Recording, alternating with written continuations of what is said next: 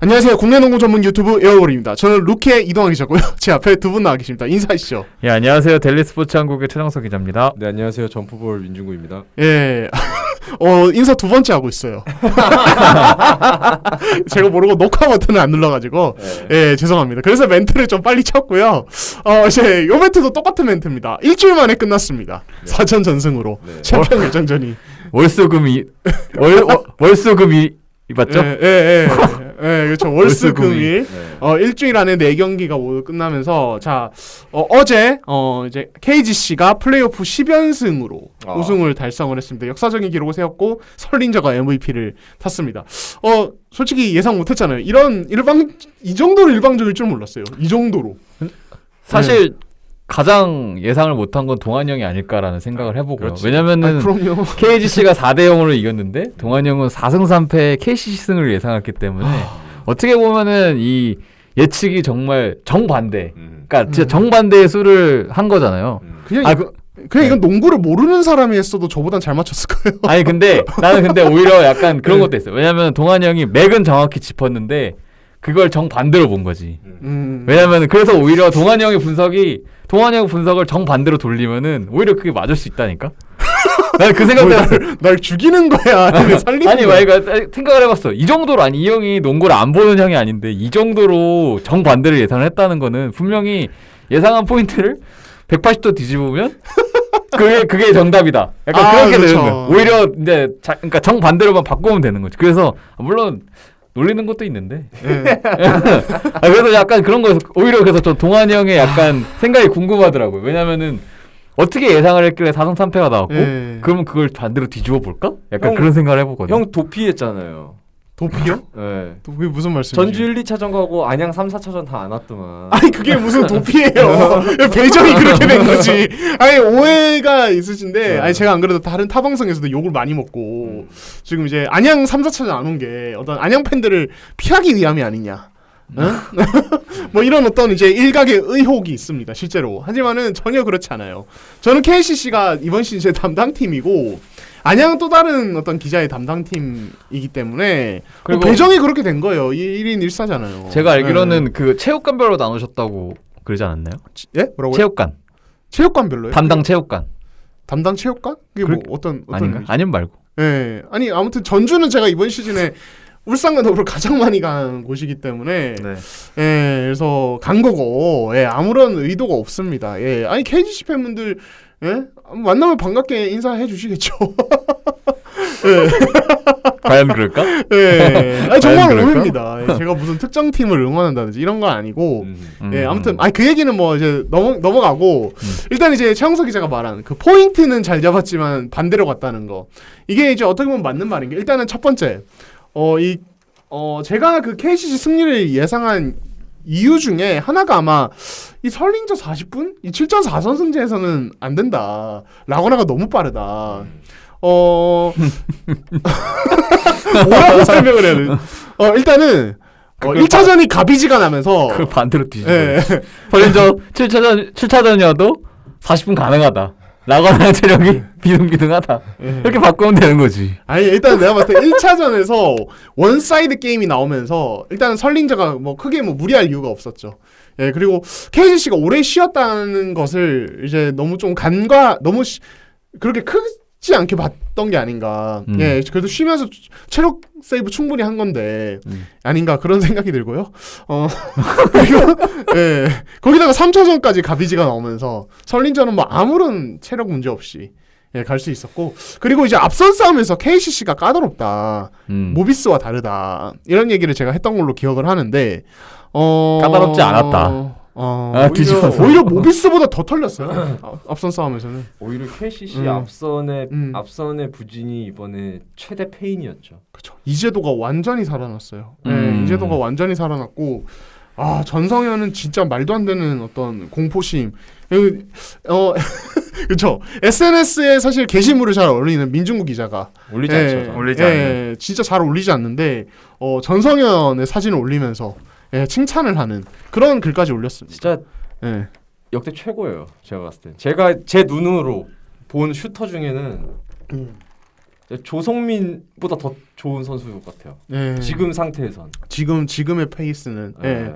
왜냐면 그러니까 이게 전성현이 진짜로 그냥 받아먹기만 하는 슈터면 모르겠는데 이제는 이게 본인이 이제 신경을 써서인지 이제 뭐 간단한 어떤 다른 동작들이 되거든요. 예를 들어서 페이크 주고 그냥 툭툭 치다가 밀고 들어가서 미드레인지도 되고 파울도 얻어낼 수 있고 한 번씩 2대2도 하고 물론 그게 엄청 무서운 무기는 아니지만은 원래 진짜 무기는 따로 있기 때문에 그게 더 위력적인 거죠. 그러니까 슛이 너무 좋으니까 상대 입장에서는 전상현이 슛 모션만 취하면 움찔움찔할 수밖에 없거든요. 맞아요. 진짜 그렇죠. 진짜 솔직히 말해서 전상현 선수가 뭐 그 슛을 던지기 위한 그 별다른 동작을 안 하고 그냥 그러니까 페이크를 한 반절만 줘도 상대 입장에서는 붕붕 날아. 붕붕 나르더라고. 그러니까 그거를 뭐 물론 그 상황에서 그냥 뭐 바로 올라가는 것도 있지만 그 상황을 한 타임 쉬고 들어가는 게까지 가능하니까 전상현 선수의 오히려 맞기가 더 까다로워진 것 같고 사실은 뭐 그때 어저께 끝나고 공식 기자회견장에 나왔지만 뭐 그 드리블 치는 거 가지고 김승희 감독하고 이 플레이오프 기간 때도 이렇게 다툼을 했다. 실랑이가 있어요. 예, 그러니까 김승희 감독님은 치지 말라. 그냥 너는 스크린 받아서 던지고 그냥 버릇없는 움직임으로 던지는 건데 전상현 선수는 너무 수비가 타이트하니까 이거라도 안 치면 내가 공격을 어떻게 할 수가 없다. 이우석이 잘 막았어. 그렇기 때문에 그렇게 원드리블 점퍼 혹은 원투 들어가서 던지는 그런 것들이 이제 워낙 슛감도 좋고 본인이 컨디션이 좋고 자신감도 좋으니까 그러니까 스스로 그거를 발전한 거죠. 어떻게 보면 플레이오프를 하면서 더욱더 좀 완성체가 돼가는 느낌? 저는 그렇게 보거든요. 이게 슈팅이 되니까. 그러니까 슛이 슈팅이 너무 되니까. 좋아. 이게 그냥 숨만 쉬어도 점프해요. KC 맞아요. 선수들이 숨만 쉬고 그냥 엉덩이 한번 긁어도 알아서 그냥 점프하고 하더라고. 엉덩이 긁어도. 그러니까 그게 엄청나게 위력적이라는 비유적인. 거죠. 예. 그러니까 그 전성현 선수가 그 챔피언 2차전 끝나고 제가 경기 후 인터뷰하고 예. 1차전이다. 1차전. 네, 1차전 끝나고 경기 그날 잘했기 때문에 후 인터뷰하고 제가 따로 이제 붙잡아서 잠깐 좀 이것저것 물어봤어요. 제가 전성현 선수한테 궁금한 게 많아가지고 그렇죠. 그걸 물어봤는데, 그러니까 현대모비스 때 사실은 되게 괴롭힘을 많이 당했잖아요. 그리고 어느 정도 제어가 됐었어요 그때. 그래서 근데 또 이제 1차전 너무 잘했으니까 이게 뭐가 다르냐 이렇게 얘기를 하니까 그 얘기를 하더라고요. 그러니까 이제 모비스는 약간 돌아가면서 나온다.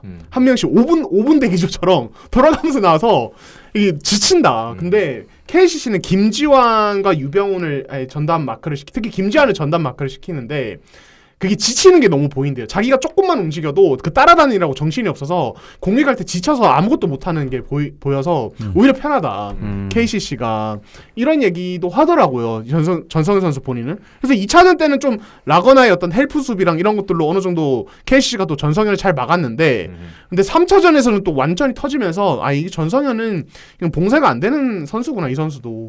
이게 좀 느껴졌던 것 같아요. 보였던 것 같아요. 시리즈를 거치면서 더 발전한 것 같아요. 그러니까 음. KT전 때는 화력을 보여줬고 그거에 대해서 현대모비스가 4강 때 어느 정도 데뷔를 했다면 그 뭐 현대모비스보다 데뷔를 잘했다고 볼 수는 없지만 그래도 어느 정도의 플랜을 가지고 나왔던 KCC를 완벽하게 무너뜨려 버렸죠. 2차전 때 빼고는 1, 3, 4차전 때 전성현은 뭐 네, 그렇게 해서 뭐 전성현도 사실은 KGC에서 진짜 무서운 어떤 모습을 보여주면서 진짜 일단은 KCC 수비를 너무 신경 많이 쓰게 만들었고 그 과정에서 이재도도 사실 플레이오프 들어서 조금 그렇게 폼이 좋지 않았는데 챔프전에서는 뭐 유현준을 일단 압도를 했어요.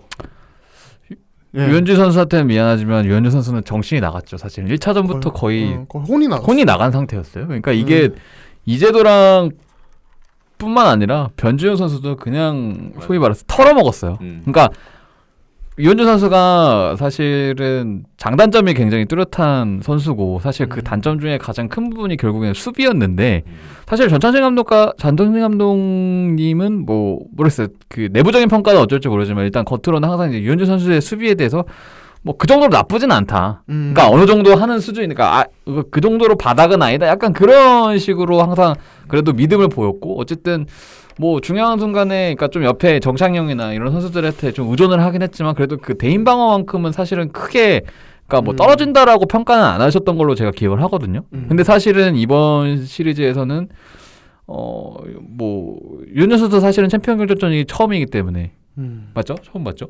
네, 처음이죠. 처음이기 네. 때문에 해서 뭐 약간 그런 큰 무대 뭐 중압감 이런 거 긴장감 이런 게 있을 수도 있겠지만 뭐 여러 가지 면에서 사실은 좀 그 당황하고 좀 발이 안 떨어지는 게 너무 보였고 이 몇 번의 그 돌파를 허용하면서 사실은 이제 본인이 이런 뭐 투앤 게임 디펜스나 이런 부분에서 어떻게 제 방향을 잡아야 가야 되는지 얼마만큼 따라가 주면서 뭐 견제를 해야 되는지 아니면은 뭐 그 언더로 가든지 아니면 파이트 수로 따라가든지 이런 거에 대해서 굉장히 판단이 조금 느렸던 그러니까 이게 워낙 당황하고 발이 안 떨어지면 그러니까 머리가 정지가 되면 발이 안 떨어지잖아요. 그러니까 그게 딱 보였어요. 이게 순간순간 어떻게 내가 이 선수를 막아야지 몇 번 뚫리다 보니까 그러다 보니까 사실은 1차전부터 저는 이미 그 기세 싸움, 자존심 싸움에서 완전히 밀렸다라고 보여져서 이게 진짜 만약에 길어지면 시리즈 그러니까 1차전을 제가 현장에서 봤을 때 딱 그랬어요. 이게 유현진 선수의 이 멘붕이 길어지면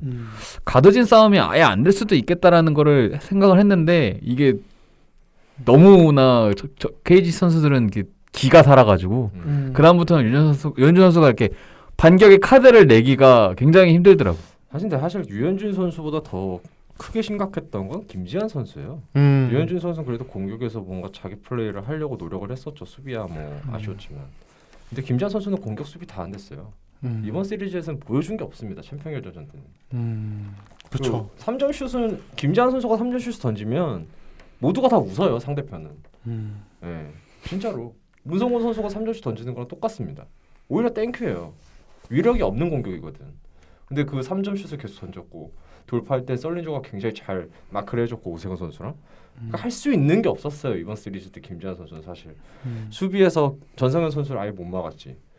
그러니까 뭐 그게 아쉬웠죠. 그리고 지난 4차전 때 KCC가 굉장히 흐름이 좋았던 1쿼터 중반에 김지한 선수가 들어오고 나서 게임이 완전 달라졌습니다. 거기서 실수 많이 했죠. 거기서 게임이 거기서 완전 게임이 KCC가 원하던 플레이를 다 잘하고 있었고 KGC 인상공사가 굉장히 당황하던 상황에서 그 김지한 선수 투입 이후에 게임 분위기가 확 달라졌어요. 그때 들고 슛 동작 파울하고 막 이러면서 파울 몇 번 하고 좀 수비 실수하고 이러면서 분위기 싹 다시 넘어갔어요. 그래서 그 부분이 굉장히 아쉬웠죠. 유현준 선수 뭐 수비 아쉬웠죠. 많이 아쉬웠는데 그래도 공격에서 어떻게든 뭔가를 하려고 계속 노력은 했었어요.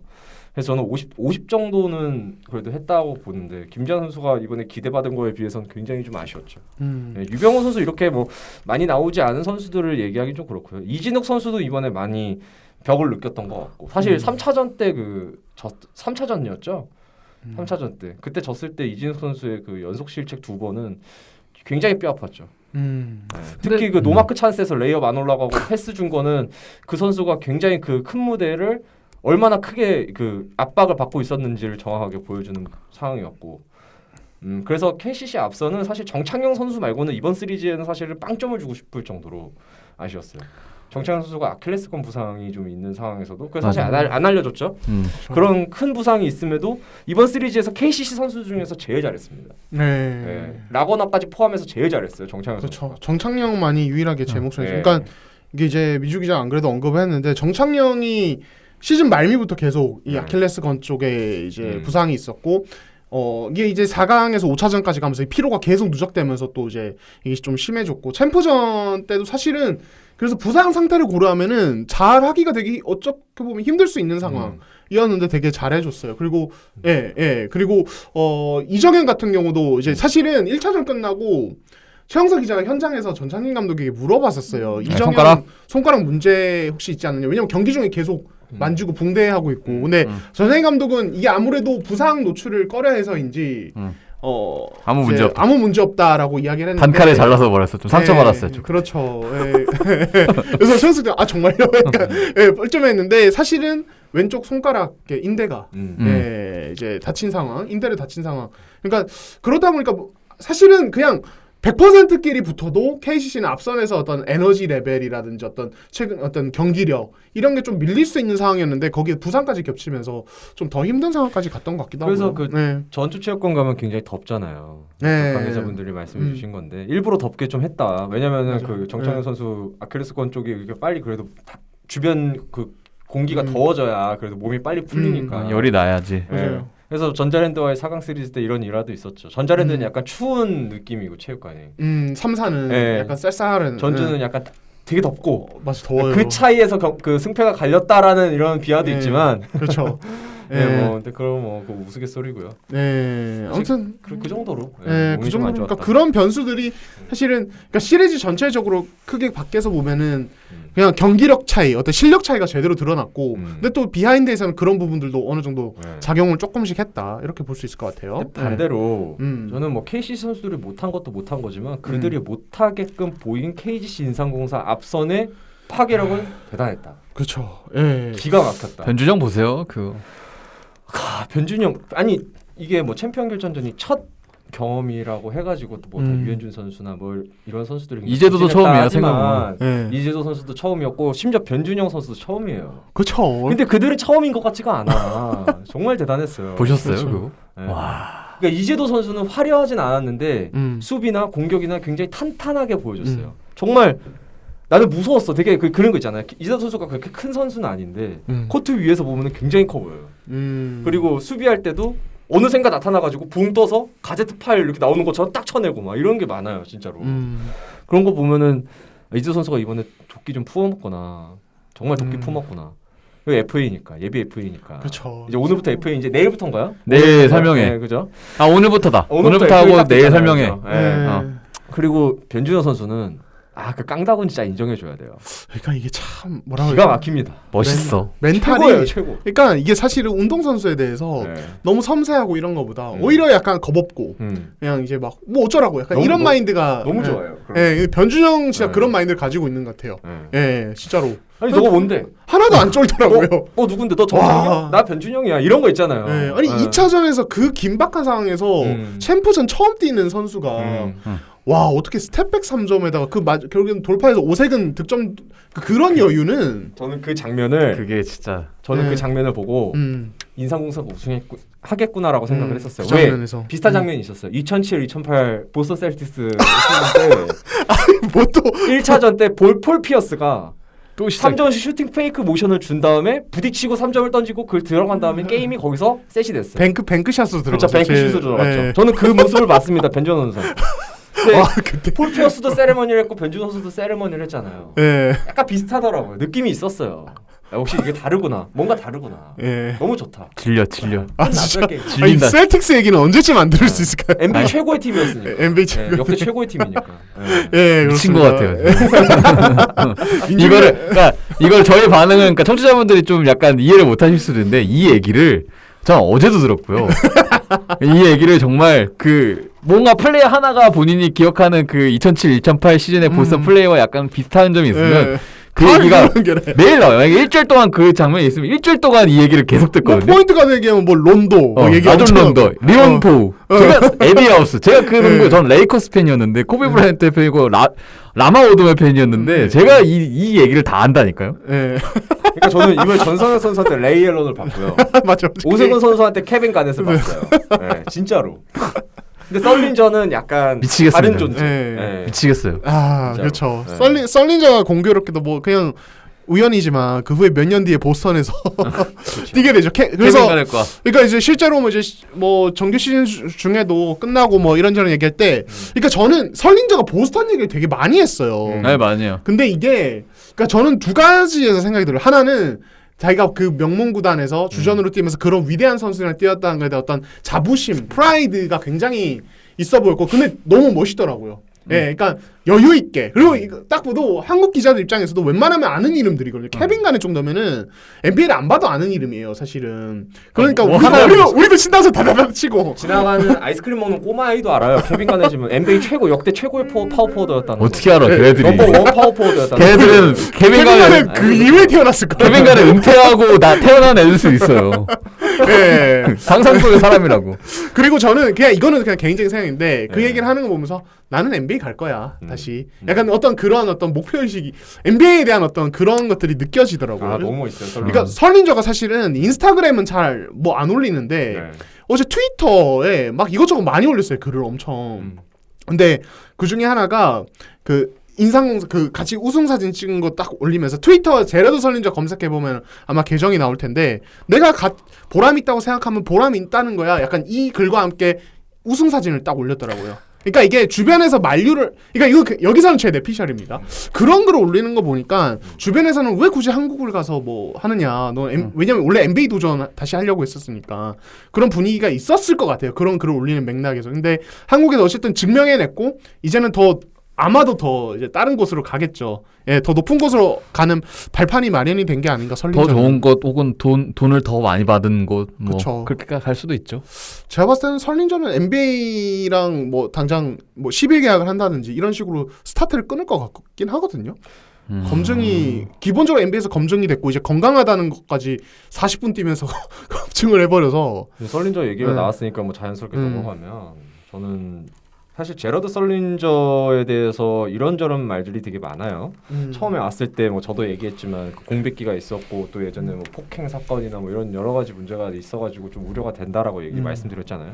플레이 스타일 자체도 지금처럼 이렇게 할 줄 몰랐죠 우리가. NBA에서 봤을 때랑 완전 다르잖아. 그 정도 느낌은 아니었죠. 그렇기 때문에 굉장히 나는 우려의 시선이 짙었는데, 근데 막상 보고 근데 그 우려의 시선이요 저만 그랬던 게 아니었고요. 인상공사 사실 관계자분들도 다 똑같았어요. 걱정을 했죠. 네, 아무래도. 왜냐면은 김세희 감독님도 걱정하셨던 걸로 알아요. 네. 뭐 아니면 도라는 말이 나왔을 정도로 정말 지금이 뭐잖아요. 최고의 결과지. 최고의 결과인데 도까지도 생각을 했다는 거죠. 왜냐면은 그 허리 디스크 수술을 2번 받았다는 건 사실 시한폭탄을 안고 뛰는 것과 똑같은 거니까. 그렇죠. 그렇기 때문에 뭐 굉장히 좀 걱정이 많았었는데 저는 그 주변에서 굉장히 좀 질투 어린 시선들이 좀 있더라고요. 뭐 썰린저가 있으면 어느 팀이 든다고 이렇게 할 수 있는 거 아니냐 뭐 이렇게 말을 하는데 썰린저가 대단한 건 맞습니다만 그들을 그 주변에서 시너지 효과를 낼 수 있는 건 인상공사 선수들 정도 되니까 가능한 거예요. 제가 봤을 때는. 맞아요. 엔간한 선수들로는 설린저를 그러니까 우리 뭐 갑자기 축구 얘기를 하자면 손흥민이나 박지성 본인 소속팀에서 박지성 뭐 맨유나 뭐 이런 팀 있을 때 아니면 손흥민 토트넘 있을 때 보면은 기가 막히거든요. 근데 대표팀 오면은 뭔가 이게 약간 답답해요. 왜냐면은 못 받쳐주고 그렇죠. 다른 선수들이 다른 선수 손흥민 못 살려주고 그렇죠. 다른 선수들이 박지성의 패스를 못 살려줘요. 그렇죠. 그런 느낌과 비슷한 거예요. 그러니까 엔간한 국내 선수들이었다면은 사실 설린저가 아무리 잘해도 그 정도까지 시너지가 극대화되지 않았을 텐데 이 KGC의 엄청난 국내 선수진 이 스쿼드라고 해야 되나요? 뎁스가 이 설린저와 정말 최고의 조화를 이루지 않았나. 그래서 저도 완전 동의. 그리고 썰린저의 그 여유와 위닝 멘탈리티 약간 그리고 김승기 감독도 원래는 기가 굉장히 세신 분인데 아 그럼요. 근데 이번에 썰린저한테는 완전히 거의 전권을 맡기듯이 작전 타임도 잘 안 부르세요.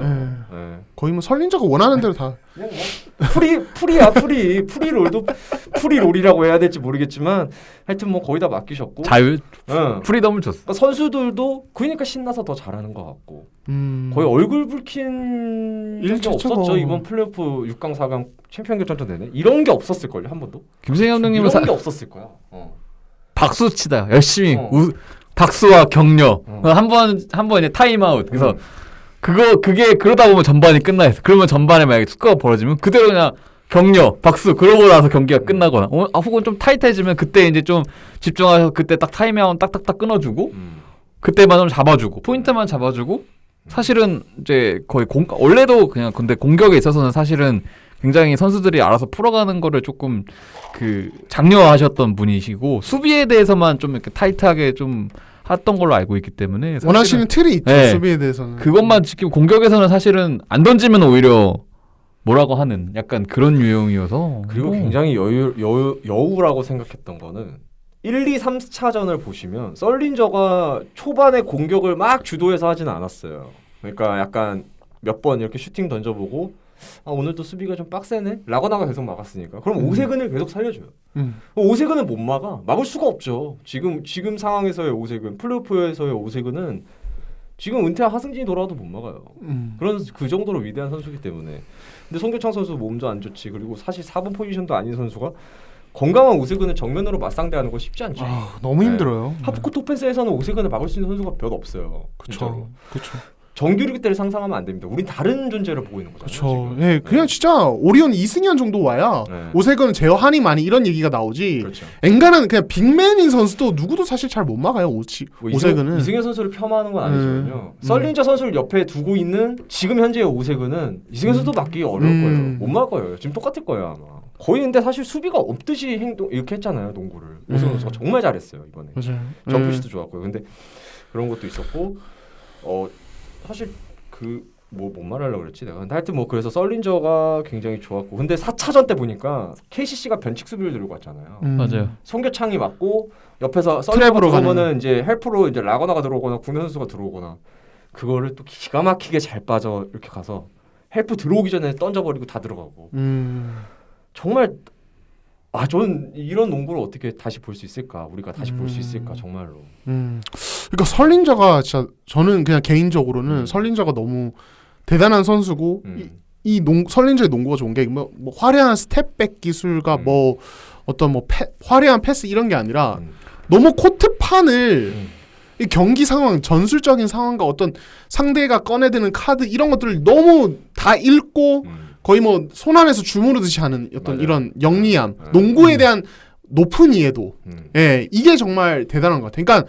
그냥 그것만 봐도 이 선수가 평소에 농구 경기를 얼마나 많이 보고 많이 공부를 하고, 예, 이렇게 하는지 그냥 연구자의 자세까지 같이 들어요. 그러니까 이게 그러니까 조금만 덧붙이자면은, 그러니까 NBA 쪽에서 이런 얘기들을 많이, 그러니까 위대한 선수들은 농구에 대해서 어떻게 그렇게 됐냐 이런 얘기를 할 때 뭐 여러 가지 뭐 이렇게 하고 이 중에 스터디 더 게임이라는 얘기를 많이 해요. 경기를 많이 보면서 공부를 많이 한다라고 이야기를 하고, 제가 그 양동근 선수 은퇴하고 인터뷰를 이제 표지 인터뷰를 했을 때도 양동근 선수가 비디오를 미친 듯이 많이 봤다고 하더라고요. 그러니까 연구를 정말 많이 해요. 그러니까 단순히 체력 훈련 열심히 하고 웨이트 열심히 치고 슛 많이 던지고 여기서 끝나면 안 돼요. 그러니까 그 정도의 최고의 선수가 되기 위해서는 경기 영상도 많이 보고 플레이 연구도 하고 바깥의 시선에서 중계 카메라 시선에서 내 플레이가 어떤지 보고 상대는 어떻게 하는지 연구를 하고 이렇게 끊임없이 해야지 그 정도 수준까지 간다는 거예요. 그냥 단순히 코트에서 이게 끝이 아니라는. 썰린저가 정말 비디오 많이 봤죠. 네. 많이 돌려봤죠. 그리고 뭐 KGC 그 SNS에 막 올라오고 이랬잖아요.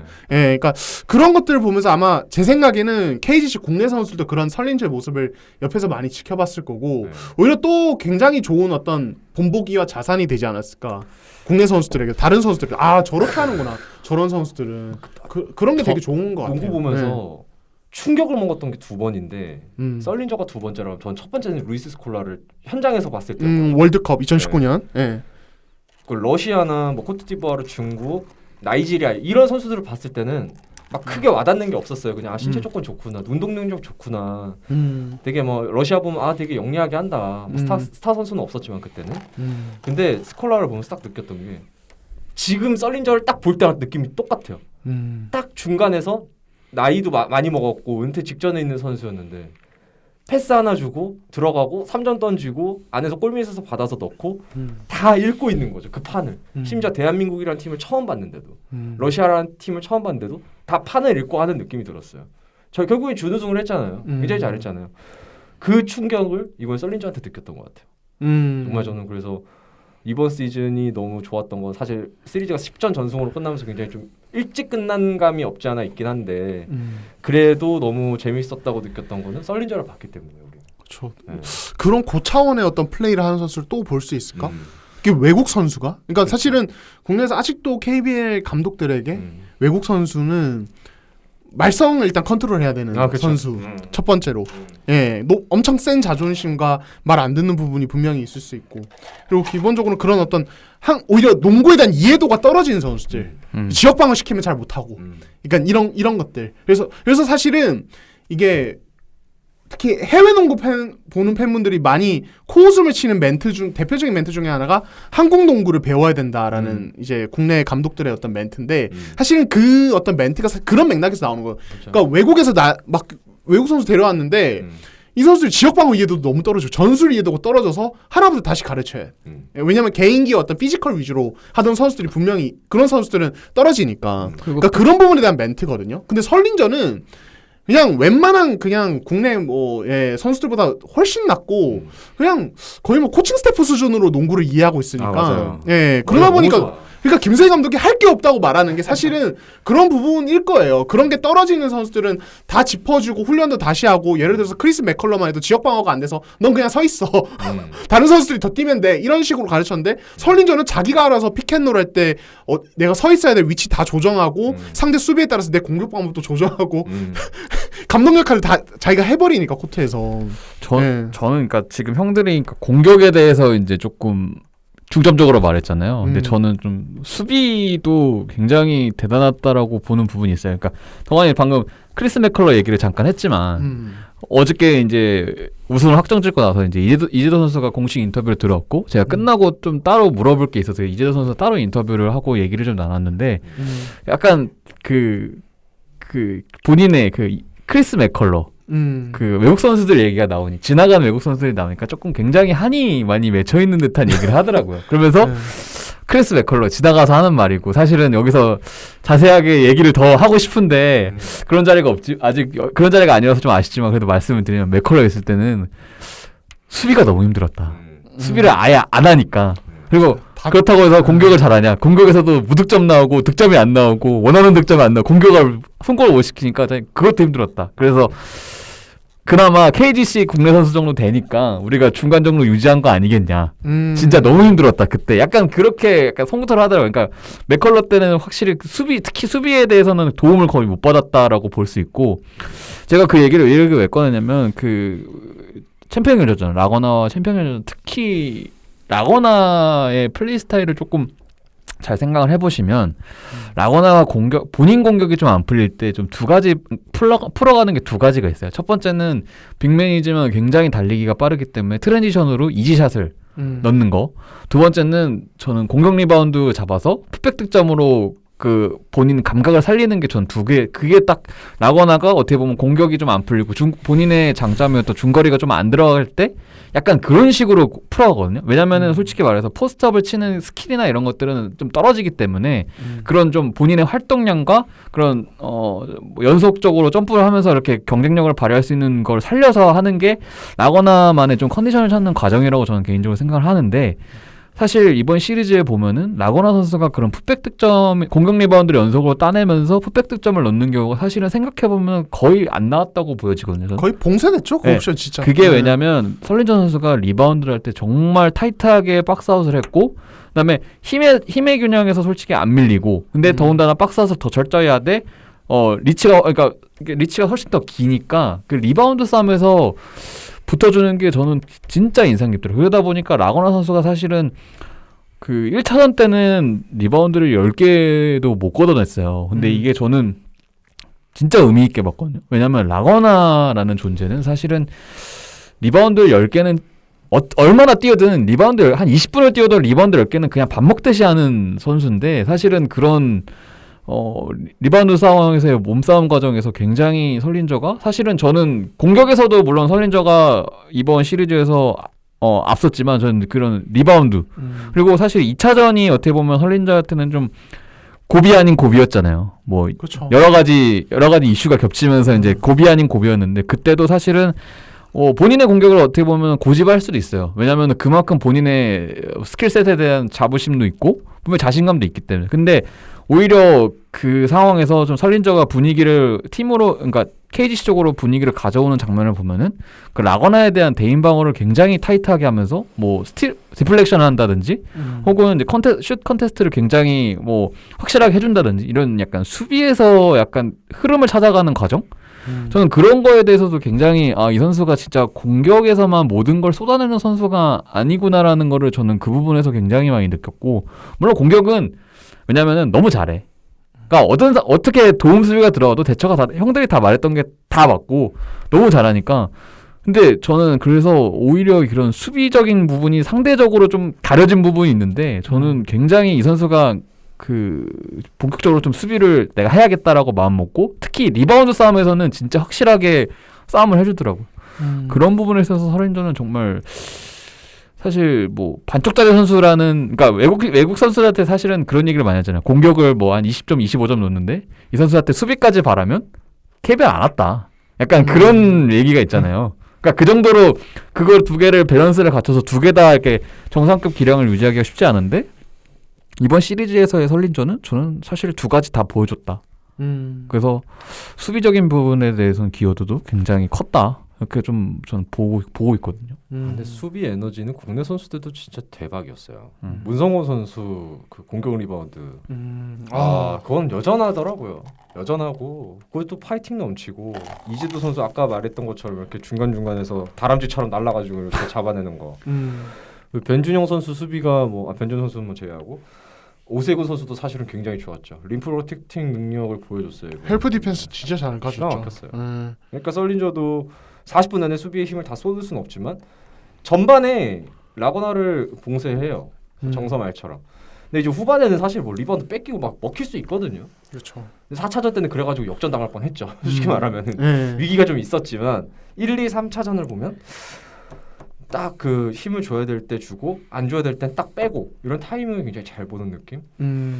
인삼공사는 이번에 사실 뭐 공격적인 굉장히 화력 넘치는 공격을 보여줬지만 그 안에서 탄탄한 수비도 분명히 있었다.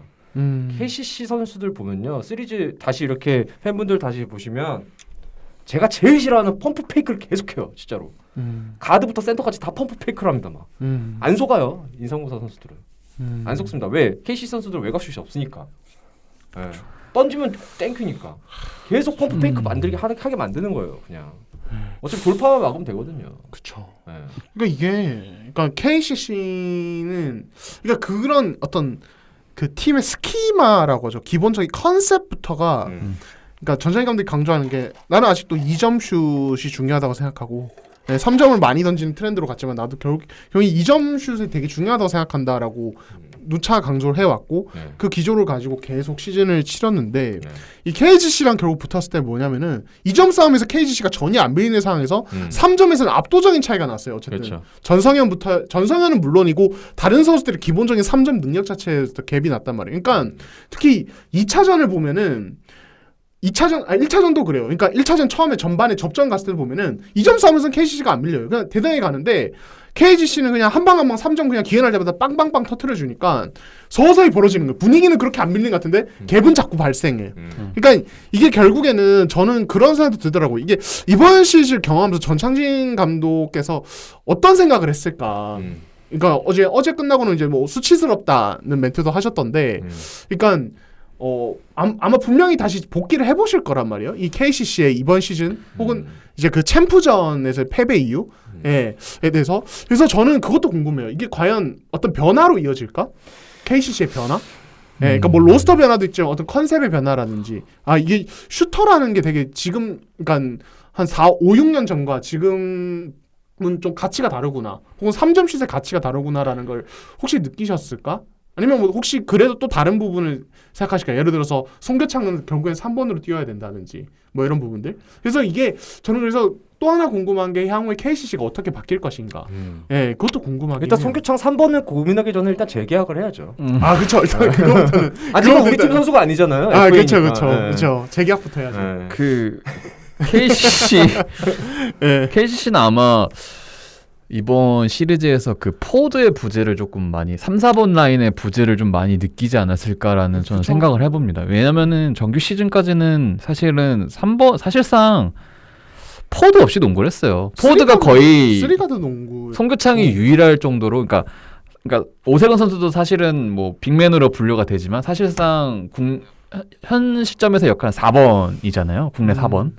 그리고 인삼공사 그러니까 KGC를 보면은 3번에 어쨌든 문성곤이라는 카드가 있고 전성현도 될 수가 있고.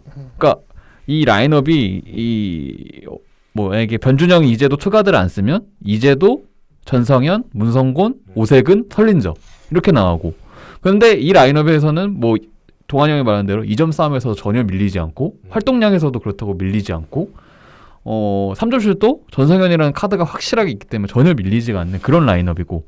근데 다만 KCC 같은 경우는 라인업이 보통 사실은 약간은 보면은 이제 뭐 유현준, 이정현, 정창영, 송교창, 라거나 이렇게 만약에 나가버리니까 이게 송교창 선수가 그 안 좋은 몸에도 불구하고 오세근 선수를 막기 위해서 정말 노력을 많이 했는데 이게 어쩔 수 없이 그 오세근 선수의 그러니까 원래 타고난 힘과 뭐 그다음에 주변 뭐 선수들의 도움을 받아서 들어오는 이런 부분들이 굉장히 진짜 혼자서 막기에는 너무 버거워 보였고 그렇다고 다른 국내 빅맨이 있어서 그거를 좀 도와줄 수 있는 상황도 아니고 라고나 선수는 솔직히 말해서 설린저 하나 막기도 빡세고 그렇죠. 근데 더군다나 송교창 선수가 그렇게 막아서 만약에 슈팅을 컨테스트를 하는데 성공해서 오세근이 슈팅을 실패 그러면 어디선가 문성곤이 붕 날라가지고 공격 리바운드를 가담하고 근데 사실은 그런 면에서 KCC 가드진이 어쩔 수 없이 그런 좀 한계가 느껴지지 않았을까라는 생각. 정찬현 선수가 키가 크고 잘해주지만 이 선수도 기본적으로는 포워드가 아니고 가드고 너무 잘해줬지만 그 어쩔 수 없는 그런 역할적인 한계가 있어요. 어쩔 수 없어요. 그건. 그 더군다나 유현준 선수는 또 180이 안 되는 가드고 김지한 선수는 뭐 만약에 그러니까 KCC가 이기려는 요소는 앞선에서 흔들었었어야 됐다고 봐거든요. 그러니까 이제도 변주정 선수가 했던 플레이를 KCC 가드진이 해줬었어야 KCC가 오히려 그러니까 만약에 시리즈가 이렇게 안 흘러가려면 오히려 KCC 가드진이 그렇게 해줬었어야 거기서부터 균열이 생긴다고 보는데 그게 안 되는 상황에서 더군다나 그 문성곤 그다음에 양희종 선수는 사실 뭐 많은 시간은 못 뛰었지만 그래도 뛸 때마다 어쨌든 그 수비나 이런 부분에서 제 역할을 해줬고 오세훈 선수 뭐 최고였죠.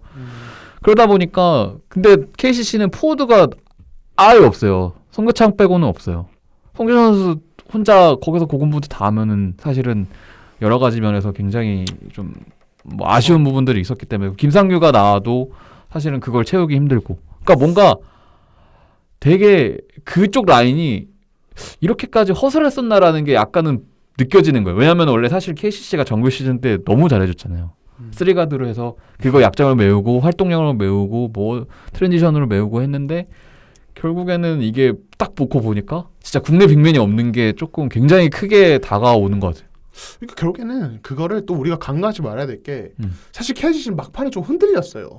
흔들리는 걸 그래도 잘 잡아서 우승으로 마무리했고 사실 그 전에 흔들리기 전까지 오는 과정에서는 타일러 데이비스가 인사이드를 잡아줬단 말이에요. 예, 그러니까 3가드 라인업 정창영이 3번 뛰는 그 스몰 라인업으로도 높이 문제를 거의 안 겪었던 게 송교창이 포스트업 수비는 약해도 리바운드 타점 자체는 되게 높은 것도 있고 무엇보다 타일러 데이비스가 그냥 골밑을 씹어먹기 때문에 그 약점을 거의 가렸는데 이제 결국에는 이제 라거나로 대체가 되고 라거나 본인은 너무 잘해줬고 라거나 본인도 자신감이 있었지만 어쨌든 순수 높이에서 타일러 데이비스가 또 다르고 아마 설린저가 타일러 데이비스의 공격 리바운드까지 못 막았을걸요? 매치업 됐으면은 완전히 양상 물론 이제 수비에서 문제가 생겼겠지만은 적어도 공격 리바운드 한정, 높이라는 한정된 옵션에서는 문성곤의 어떤 공격 리바운드 가담이라든지 혹은 설린자의 수비 리바운드 사수라든지 이런 부분에서는 타일러 데이비스가 라거나보다는 훨씬 더 위협적이었을 거라는 생각은 들긴 해요. 그러니까 이게 뭐 전체적인 시리즈 판도를 바꿀 정도는 아니겠지만은 제가 이야기하는 것은 결국에는 그런 어떤 높이적인 부분에서 KCC가 결국 시즌 중간에 아니 시즌 말미에 타일러 데이비스가 갑자기 돌아가게 된 것도 어떻게 보면은 이 시리즈 결과를 보고 나니 좀 아쉽다. 네, 이런 생각이 당연히 들 수 있을 것 같고 또 하나는 그 전에 KT가 사실은 수입을 당했지만 꽤 괴롭혔었어요. 경기 내용적으로 보면은 이 현대모비스 사실은 KCC보다는 더 괴롭혔던 것 같아요. 예, 근데 돌이켜 보면은 결국에는 플레이오프 가면 사이즈 싸움이 되게 중요하구나. 현대모비스는 트윈 타워가 있고 기본적으로 그리고 KT도 높이가 그러니까 외국 선수 높이는 낮지만 국내 선수 사이즈에서는 그래도 KCC보다 전혀 밀리는 게 없고, 그러니까 그래서 이게 단기전은 또 다르구나 이런 생각도 들기는 하더라고요. 그러니까 뭐랄까 KCC의 그런 포워드진 그다음에 국내 4번이 없다는 거, 그게 저는 가장 크게 왔던 게 4차전에 아마 그 스트리트 드롭전을 썼을 때가 제일 크게 왜냐면은 그게 어떻게 보면은 마지막 이제 발악이 될 수 있는 KCC의 어떻게 보면 마지막 반전 카드일 것 같아요. 왜냐면 헤인즈의 투입도 평상시보단 빨랐고 그렇죠. 그게 변수였어요. 왜냐면 그동안 잘 안 쓰던 거 그런 부분이었는데 사실은 거기서 소위 말해서 털렸죠. 왜냐면은 국내 4번 라인이 너무 그러니까 뒷선 라인이 너무 약하다 보니까 사실은 뭐 다른 팀 전술과 좀 비교하긴 그렇지만 SK가 사실은 그거를 잘 썼던 이유는 저는 그 최부경과 김민수라는 확실한 그런 그래도 높이적으로 전혀 밀리지 않고 골밑에서 비벼줄 수 있는 국내 비빈들이 확실하기 때문에 그런 드롭존이 어느 정도 안정감을 가져갈 수 있었다고 해요. 물론 그 헤인즈의 그런 능력, 그 다음에 양 날개의 활동량 그런 것도 또 중요하지만 그런 밑에서 받쳐주는 역할들이 저는 중요하다고 보는데 사실은 그게 안 되다 보니까 오히려 그 드롭존에 조금 약점들이 좀 많이 나오지 않았나라는 생각이 들더라고요. 그러니까 거기서 진짜 약간 KCC 팬분들도 좀 그러시지 않았을까요? 빅맨 하나 있었으면. 그러니까요. 그러니까 국내 빅맨 하나 있었으면. 오프 시즌에 유성호 데려왔고 최현민 너 다시 잔류를 시켰었지만 처음에는 그러니까 결국에는 이 선수들 뭐 거의 역할이 없었고 또 트레이드로 김상규 데려와서 김상규가 몸도 잘 만들고 어떻게 잘 조련해서 쏠쏠하게 써먹었는데 역시 한계가 있으니까 뭐 이 부분은 또 KCC가 향후에 어떻게 할지 빅맨다운 빅맨. 예, 좀 지켜볼 필요가 있을 것 같아요. 그러니까 이게 뭐 대단한 선수까지 아니고 진짜 이번 시리즈만 해도 한 10분에서 15분 버텨줄 수 있는. 아 대단해요 네. 형. 10분에서 네. 15분 버텨줄 수 있는 거면. 아, 그렇죠. 아, 그렇죠. 네. 그러면 5억이에요, 뭔가. 네. 아, 그렇죠. 코트 예. 위에서 10분에서 15분 버텨주면 다 5억이죠. 아, 그렇죠. KBL 이. 예. 아무튼 예, 그러니까 그 정도만 있었어도 음. 어느 정도 버텨줄 그 정도만 됐어도 사실은 그러면 조금 이 정도로 일방적이진 않았을 것 같다는 생각이 들 정도로 이 빅맨진 뭐. 문제가 네 아니, 많이. 근데 뭐 타일러 데이비스 얘기도 하셨고 또 음. 뭐 4번 얘기도 했지만 근데 이번에는 안 됐을 것 같아. 그렇죠. 분위기 자체가 시리즈 자체가 바뀌지 타일러 않았을 것 같아. 데이비스가 왔으면 더 안 좋았을 수도 있을 거라고 나는 봐요. 오히려 썰린저한테 미스매치기 때문에 썰린저는 오히려 타일러 데이비스한테 높이 밀린다? 아니 높이 안 밀려요. 나는 오히려 오히려 더 잘 볼 것 같은데 나는. 나도 타일러 데이비스가 들어온다고 타일러 해서 데이비스가 달라질까? 썰린저보다 그러니까 크나? 그거는 안 좀 커요? 똑같을 걸 키? 키는 똑같죠. 근데 리바운드 싸움에서 타일러 데이비스가 뭐 리바운드 한 20개씩 잡아보는 선수도 아니고 나는 썰린저가 밀린다고 생각해. 그건 좀 회의적이야. 그리고 타대가 온다고 해서. 물론 뭐 형의 의견을 반박하는 게 아니라 근데 뭐 의견 뭐 타일러 의견할 수 데이비스에 있어. 대한 그 이미 떠났으니까 음. 뭐 솔직히 또 미화하고 싶지도 않아요. 그 미화하고 싶지 않아. 난 타일러 데이비스는 막 그렇게 솔직히 말해서 같은 뭐 NBA 출신의 뭐 이름값 높은 선수지만 하지만 썰린저가 보여준 그런 매너 그리고 프로 의식, 워크에틱 이런 것과는 너무 비교도 안 될 정도로 형편없었기 때문에 저는 그런 거는 뭐 솔직히 얘기하고 싶지는 않고 그 선수는 챔피언 결정전 왔어도 똑같았을 거예요. 그리고 뭐 근데 나는 진짜 이번 시리즈의 KGC 인삼공사는 정말 누구도 못 막았을 것 같아. 어느 팀이 오더라도 못 막았을 것 같아. 그 정도로 너무 분위기도 좋았고 너무 강력했어요. 정말 나는 최고의 팀이라고 생각해. KBL 역대 최고의 팀 진짜로. 역대 최고다. 나 진짜 그렇게 생각해. 이 팀을 어떻게 막을 수 있을까? 썰린저보다 더 좋았던 외국 선수가 있었나? 이렇게 잘 맞을 수 있었나? 국내 선수들끼리 또 뭐 예전에 이조추 뭐 이래가지고 맥도웰 뭐 이런 때 시즌을 생각해 보면 또 직접 비교는 어렵겠지만 그때보다 더 나는 파괴력이 느껴져. 왜냐면 난 그때 당시에 농구를 그래도 어렸을 때는 부모님 손잡고 다 봤으니까 다 기억나요. 물론 뭐 어르신 분들은 굉장히 기분 나빠하실 수도 있겠지만 저는 정말 이번 시리즈 이번 그 플레이오프나 챔피언 결정전 때 보여줬던 KGC 인삼공사의 농구는 너무 세련됐고 사실 개인적으로 저는 2015, 2016 시즌 고양 오리온의 농구가 굉장히 멋있는 농구였고 정말 KBL 역대 최고의 농구를 했다고 보거든요. 센세이션했죠 사실 네. 그때 농구. 근데 그때보다 더 2배, 3배 더 강력한 농구를 했다. 네, 정말 난 그렇게 생각해요. 네. 사실 개인적인 그러니까, 평가입니다 이거는. 뭐 네. 그러니까 약간은 진짜 세련됐다라는 거에 대해서는 적극 동의. 왜냐면은 뭐 김승희 감독님은 이제 그런 얘기를 하셨잖아요. 싱글 포스트, 뭐 더블 포스트 하면서 결국에는 뭐 높이를 해야 된다. 그러니까 높이 싸움이 단기전에서는 그렇게 중요할 수밖에 없더라. 뭐 이렇게 그런 식으로 약간 인정을 하셨어요. 근데 그런데도 불구하고 물론 설린저의 그런 활용법이나 이런 거, 설린저가 물론 본인의 약간 그 의견을 피력을 했겠지만 그런 거 보면은 막 그러니까 정통 예전에 그 한국 지도자들이 사용했던 무조건 센터는 골밑에 들어가서 포스트업을 치고 약간은 그런 찌그덕 거리는 농구 있잖아요. 그런 농구가 아니었다는 것만으로도 저는 굉장히 왜냐면 빅맨의 피딩 능력을 어쨌든 활용할 수 있게 만들어준 지금 그거잖아요. 그러니까 어떻게든 그게 됐잖아요. 그렇게 그런 거에 있어서 왜냐면은 지금 NBA도 그렇지만 동환이 형이 뭐 훨씬 더 잘 알겠지만 NBA에서도 사실은 빅맨의 역할이 갈수록 다양해지고 빅맨이 해야 될 것들이 굉장히 많아지는 상황이잖아요. 뭐 나와서 슛도 던져야지만 패스도 찔러줘야죠. 다른 뭐. 의미로 빅맨의 시대예요. 네. 지금 NBA도. 왜냐면 진짜로. 다재다능한 빅맨이 각광받는 시대예요. 니콜라 요키치 보세요. 그냥 이게 빅맨인지 센터인지 아니 빅맨인지 가든지 뭐 하는 사람인지 모르는 정도로 다재다능한데 그걸로 통해서 어쨌든 지금 MVP 후보까지 유력 후보까지도 거론되는 상황이잖아요. 어쨌든. 그러니까 그런 것들이 봤을 때 굉장히 그런 빅맨이 다재다능함을 살릴 수 있는 환경이 되면은 오히려 그것이 팀에 조금 그 전력을 업시켜줄 수 있는 그런 게 되는데 그런 거에 있어서 저는 뭐 사실 그러니까 설린저를 활용하는 방법이나 김세희 감독님이 뭐 소위 말해서 이런 아구가 잘 맞았다고 쳐도 그래도 이 설린저를 이렇게 활용 안 할 수도 있었는데 굉장히 세련되게 그다음에 긍정적인 방향으로 설린저를 잘 썼고 뭐 설린저도 항상 그 얘기 하잖아요. 김승희 감독이 자기 의견을 존중해줬다. 이렇게 좀 이렇게 자기를 믿고 이렇게 해주면 나는 그거에 보답을 해야 된다. 약간 그렇게 지금 관계가 쌓여가고 그 말이 너무 웃겼어요. 설린저 나중에 지금은 아마 다른 데 갈 것 같은 게 지금 기정사실화 됐으니까 나중에 나이 먹어서 다시 오면 그땐 나랑 함께 하기로 했다. 그때 다시 하면 된다고 김승희 감독님 이렇게 얘기를 하시더라고요. 코치랑 함께 한다는 거 아니에요? 나이 먹어서 선수로 오면 약간 다시 나랑 가기로 했다. 한국에 오면 무조건 김승희 감독님이랑 뛰기로 했대요. 그래서 약간 그렇게 네. 우스갯소리라도 그렇게 얘기하는 게 사실은 제가 그 조금 전에 오후에 타방송 녹화를 하고 와서 네. 겹칠까봐 일부러 뭐 이제 굳이 안 했던 멘트긴 한데 이제 맞는 말씀인 게 저는 그런 멘트를 똑같이 했어요. 다른 방송에서 지금 이번 시즌 KGC가 다른 예전의 챔피언들과 비교되는 부분은 이제 트렌드에 맞춰가 있는 어떤 해외 농구의 트렌드와 되게 밀접한 농구다.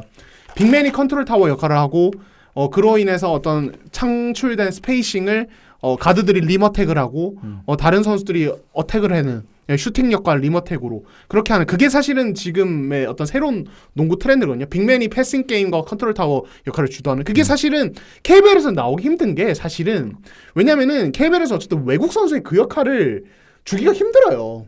예, 왜냐면 일단 수비랑 높이가 되는 선수를 우선적으로 찾기 때문에 그런 역할을 하는 선수보다는 그냥 피지컬 되고 높이 되고 그걸 일단 우선이란 말이에요. 일단은 그걸 보고 이제 그 다음을 보니까 근데 어쨌든 설린저는 그게 되는 선수였단 말이에요. 결과적으로. 예. 그리고 이제 또 하나는 저는 그런 생각이 들어요. 그러니까 김승희 감독에 대해서 조금 멘트를 하자면은 그러니까 냉정하게 봤을 때 김승희 감독은 선수들을 다루는 스타일은 되게 조금 그래도 올드스쿨에 가깝잖아요. 예. 타이트하고 예, 굉장히 타이트하고 압박도 많이 하고. 근데 이 감독이 추구하는 농구는 굉장히 세련됐어요. 저는 그렇게 생각을 해요. 그러니까 예전의 문법을 그대로 따르지 않습니다. 이 감독은. 예, 그러니까 저는 전창진 감독과 김승희 감독이 전창진 감독 밑에서 코치도 하면서 이제 어떻게 보면 이제 지금의 위치까지 오르게 됐는데. 추구하는 농구는 지금 시점에서는 너무 달라도 너무 다르다는 생각이 들어요. 진짜로. 그러니까 그 이제 KGC는 예전부터 설린저 오기 전부터 찬스 나면 3점 던져라. 안 던지면 혼나든. 예. 예, 그런 어떤 농구를 추구를 했었고 이제 공격적인 농구. 예를 들어서 이번 뭐 2차전에서도 변준영에게 그 중요한 순간에 아이솔레이션을 준다? 가드에게? 이게 다른 감독들 과연 누가 할까요? 국내 가드에게 아이솔레이션 하라고. 예. 이거는 사실은 굉장히 오픈 마인드가 아니면은 제가 봤을 때는 김승희 감독 외에는 그런 농구를 지시할 감독이 거의 없을 것 같거든요. 문경은 전 감독 정도? 문경은 전 감독 정도 되려나? 예, 그러니까 국내 가드에게 아이솔레이션에서 스텝백 또 하는 해봐라 이렇게 하는 게, 그러니까 그 정도로 농구에 대해서는 굉장히 오픈된 사람이라는 생각이 들고, 그리고 만약에 그러니까 이게 저는 그러니까 그 얘기 왜 이 얘기를 꺼내냐면 이번에 KGC 우승이 김승희 감독의 역할이 별로 없어 보이는 느낌이 있잖아요. 왜냐면 선수진이 너무 세니까. 근데 제가 봤을 때는 그 KGC가 애초부터 그런 농구를 하지 않았더라면은 설린저가 왔어도 그 시너지를 극대화하지 못했을 거라는 생각이 들어요. 맞아. 예. 그러니까 예를 들어서 KGC가 막 굉장히 좀 약간 올드스쿨에 투빅을 인사이드 탁 받고 자 느린 뭐 이런 식의 어떤 다른 농구를 했었더라면 가드는 경기 운영만 하고 뭐 설린저가 왔어도 로포스에서 게임해라고 계속 욕을 했을 거고 밖에서 놀지 마라. 예, 이런 요구를 했을 거고. 그럼 설린저와 오세근의 그 엄청난 스페이싱과 하이로 게임도 안 나왔을 거고. 오히려 둘이서 공간 잡아오고 이런 식으로 설린저도 불만 생기고. 근데 김승희 감독은 그런 것들 다 오케이 하고 예, 그랬단 말이에요. 이게 어떻게 보면 김승희 감독이 원래부터 그런 농구를 추구했다는 얘기기도 하고, 그런 부분에서 정말 어떻게 보면 최고의 파트너를 딱 찾았던 게 아닌가 이번 시즌에. 예, 김승희 감독과 설린저는. 그리고 저는 그래서 김승희 감독이 이번 우승 KGC 화려한 로스터와 별개로 이 감독의 지분이 상당히 크다고 생각해요. 그냥 이건 개인적인 생각. 김승희 예. 감독은 저는 전창진 감독이랑 다르다고 보진 않아요. 그러니까 전창진 감독이랑 굉장히 오랜 시절 같이 있었잖아요. 저는 그 부분에서 전창진 감독의 수비에 대해서는 굉장히 많은 부분이 닮아 있다고 생각을 합니다. 그렇죠. 근데 그 수비에서 수비 농구 이상의 것, 그러니까 공수 밸런스가 맞춰지는 농구를 자신이 계속 찾은 것 같아요. 그래서 결국에는 강한 수비를 바탕으로 한 공격 농구. 굉장히 이상적이지만 그걸 추구했고 그걸 현실로 보여준 시즌이라고 생각을 합니다. 그러니까 뭐 김승희 감독을 찬양하려고 하는 건 아닙니다. 뭐 이거 솔직히 말해서 이번 시리즈 때 썰린저 역할이 굉장히 컸던 것도 사실이에요. 솔직히 말하면은. 근데 그 밑바탕에서 그 선수들을 모으고 그 선수들을 조련을 하고 사실 썰린저를 선택한 지도자이기 때문에. 그렇죠. 직접 네. 골랐으니까. 골랐죠. 보석이 중간 중간에 숨어 있지만 돌덩이가 숨어 있지만 그 보석을 찾을 수 있는 능력 이것만으로도 솔직히 말해서 농구에서 키가 재능이라고 하잖아요. 그런 똑같은 것 같아요. 그 보석을 찾을 수 있는 그 눈. 사실 프로 감독이 프로 스포츠에서 저는 외국 선수가 있는 그 프로 스포츠에서 좋은 외국 선수를 선택할 수 있는 좋은 외국 선수를 찾는 능력 또한 명장의 조건이라고 생각하거든요. 네, 굉장히 그 부분에 있어서는 탁월하신 분이죠. 결국에는 성공을 했으니. 네. 근데 그 기록으로도 이제는 김세희 감독님에 대해서는 사실은 뭐 여러 이슈가 있어도 결국에는 이제 그 성적에 대한 그 증명은 이미 끝났다라고 저는 보여지거든요. 왜냐면은 지금 플레이오프 승률이 70%로 이번에 10승을 추가했으니. 70%로 지금 전체 1위. 그 다음에 챔피언전 승률이 80%로 10전 8승 2패로 김동강 지금 현재 본부장님과 김동강 본부장님은 이제 5전 4승 1패. 그래서 그걸로 이제 샘플 숫자가 비교가 안 되네. 왜냐면 한 번 챔프전을 한 번 치른 분과 두 번 치른 분이기 때문에 근데 똑같이 승률이 80%로 전체 1위이기 때문에 사실은 이거는 이제는 단기전에서도 확실히 인정할 건 인정을 할 수밖에 없는 왜냐면 능력을 아무리 그러니까 선수빨이라고 해도 그 선수를 어떻게 활용하느냐에 따라서 이 농구는 천지 차이의 그 흐름이 보여지기 때문에 뭐 이번 시즌만 해도 그런 걸 보여주는 팀들이 있었죠. 네. 네. 그리고 뭐. 그 뭐 특정팀 얘기하는 건 아닙니다. 예. 그래. 그래. 아니 뭐 그런 팀들이 있잖아요. 매 시즌 나와요. 멤버는 좋은데 왜 저렇게 농구하지? 예.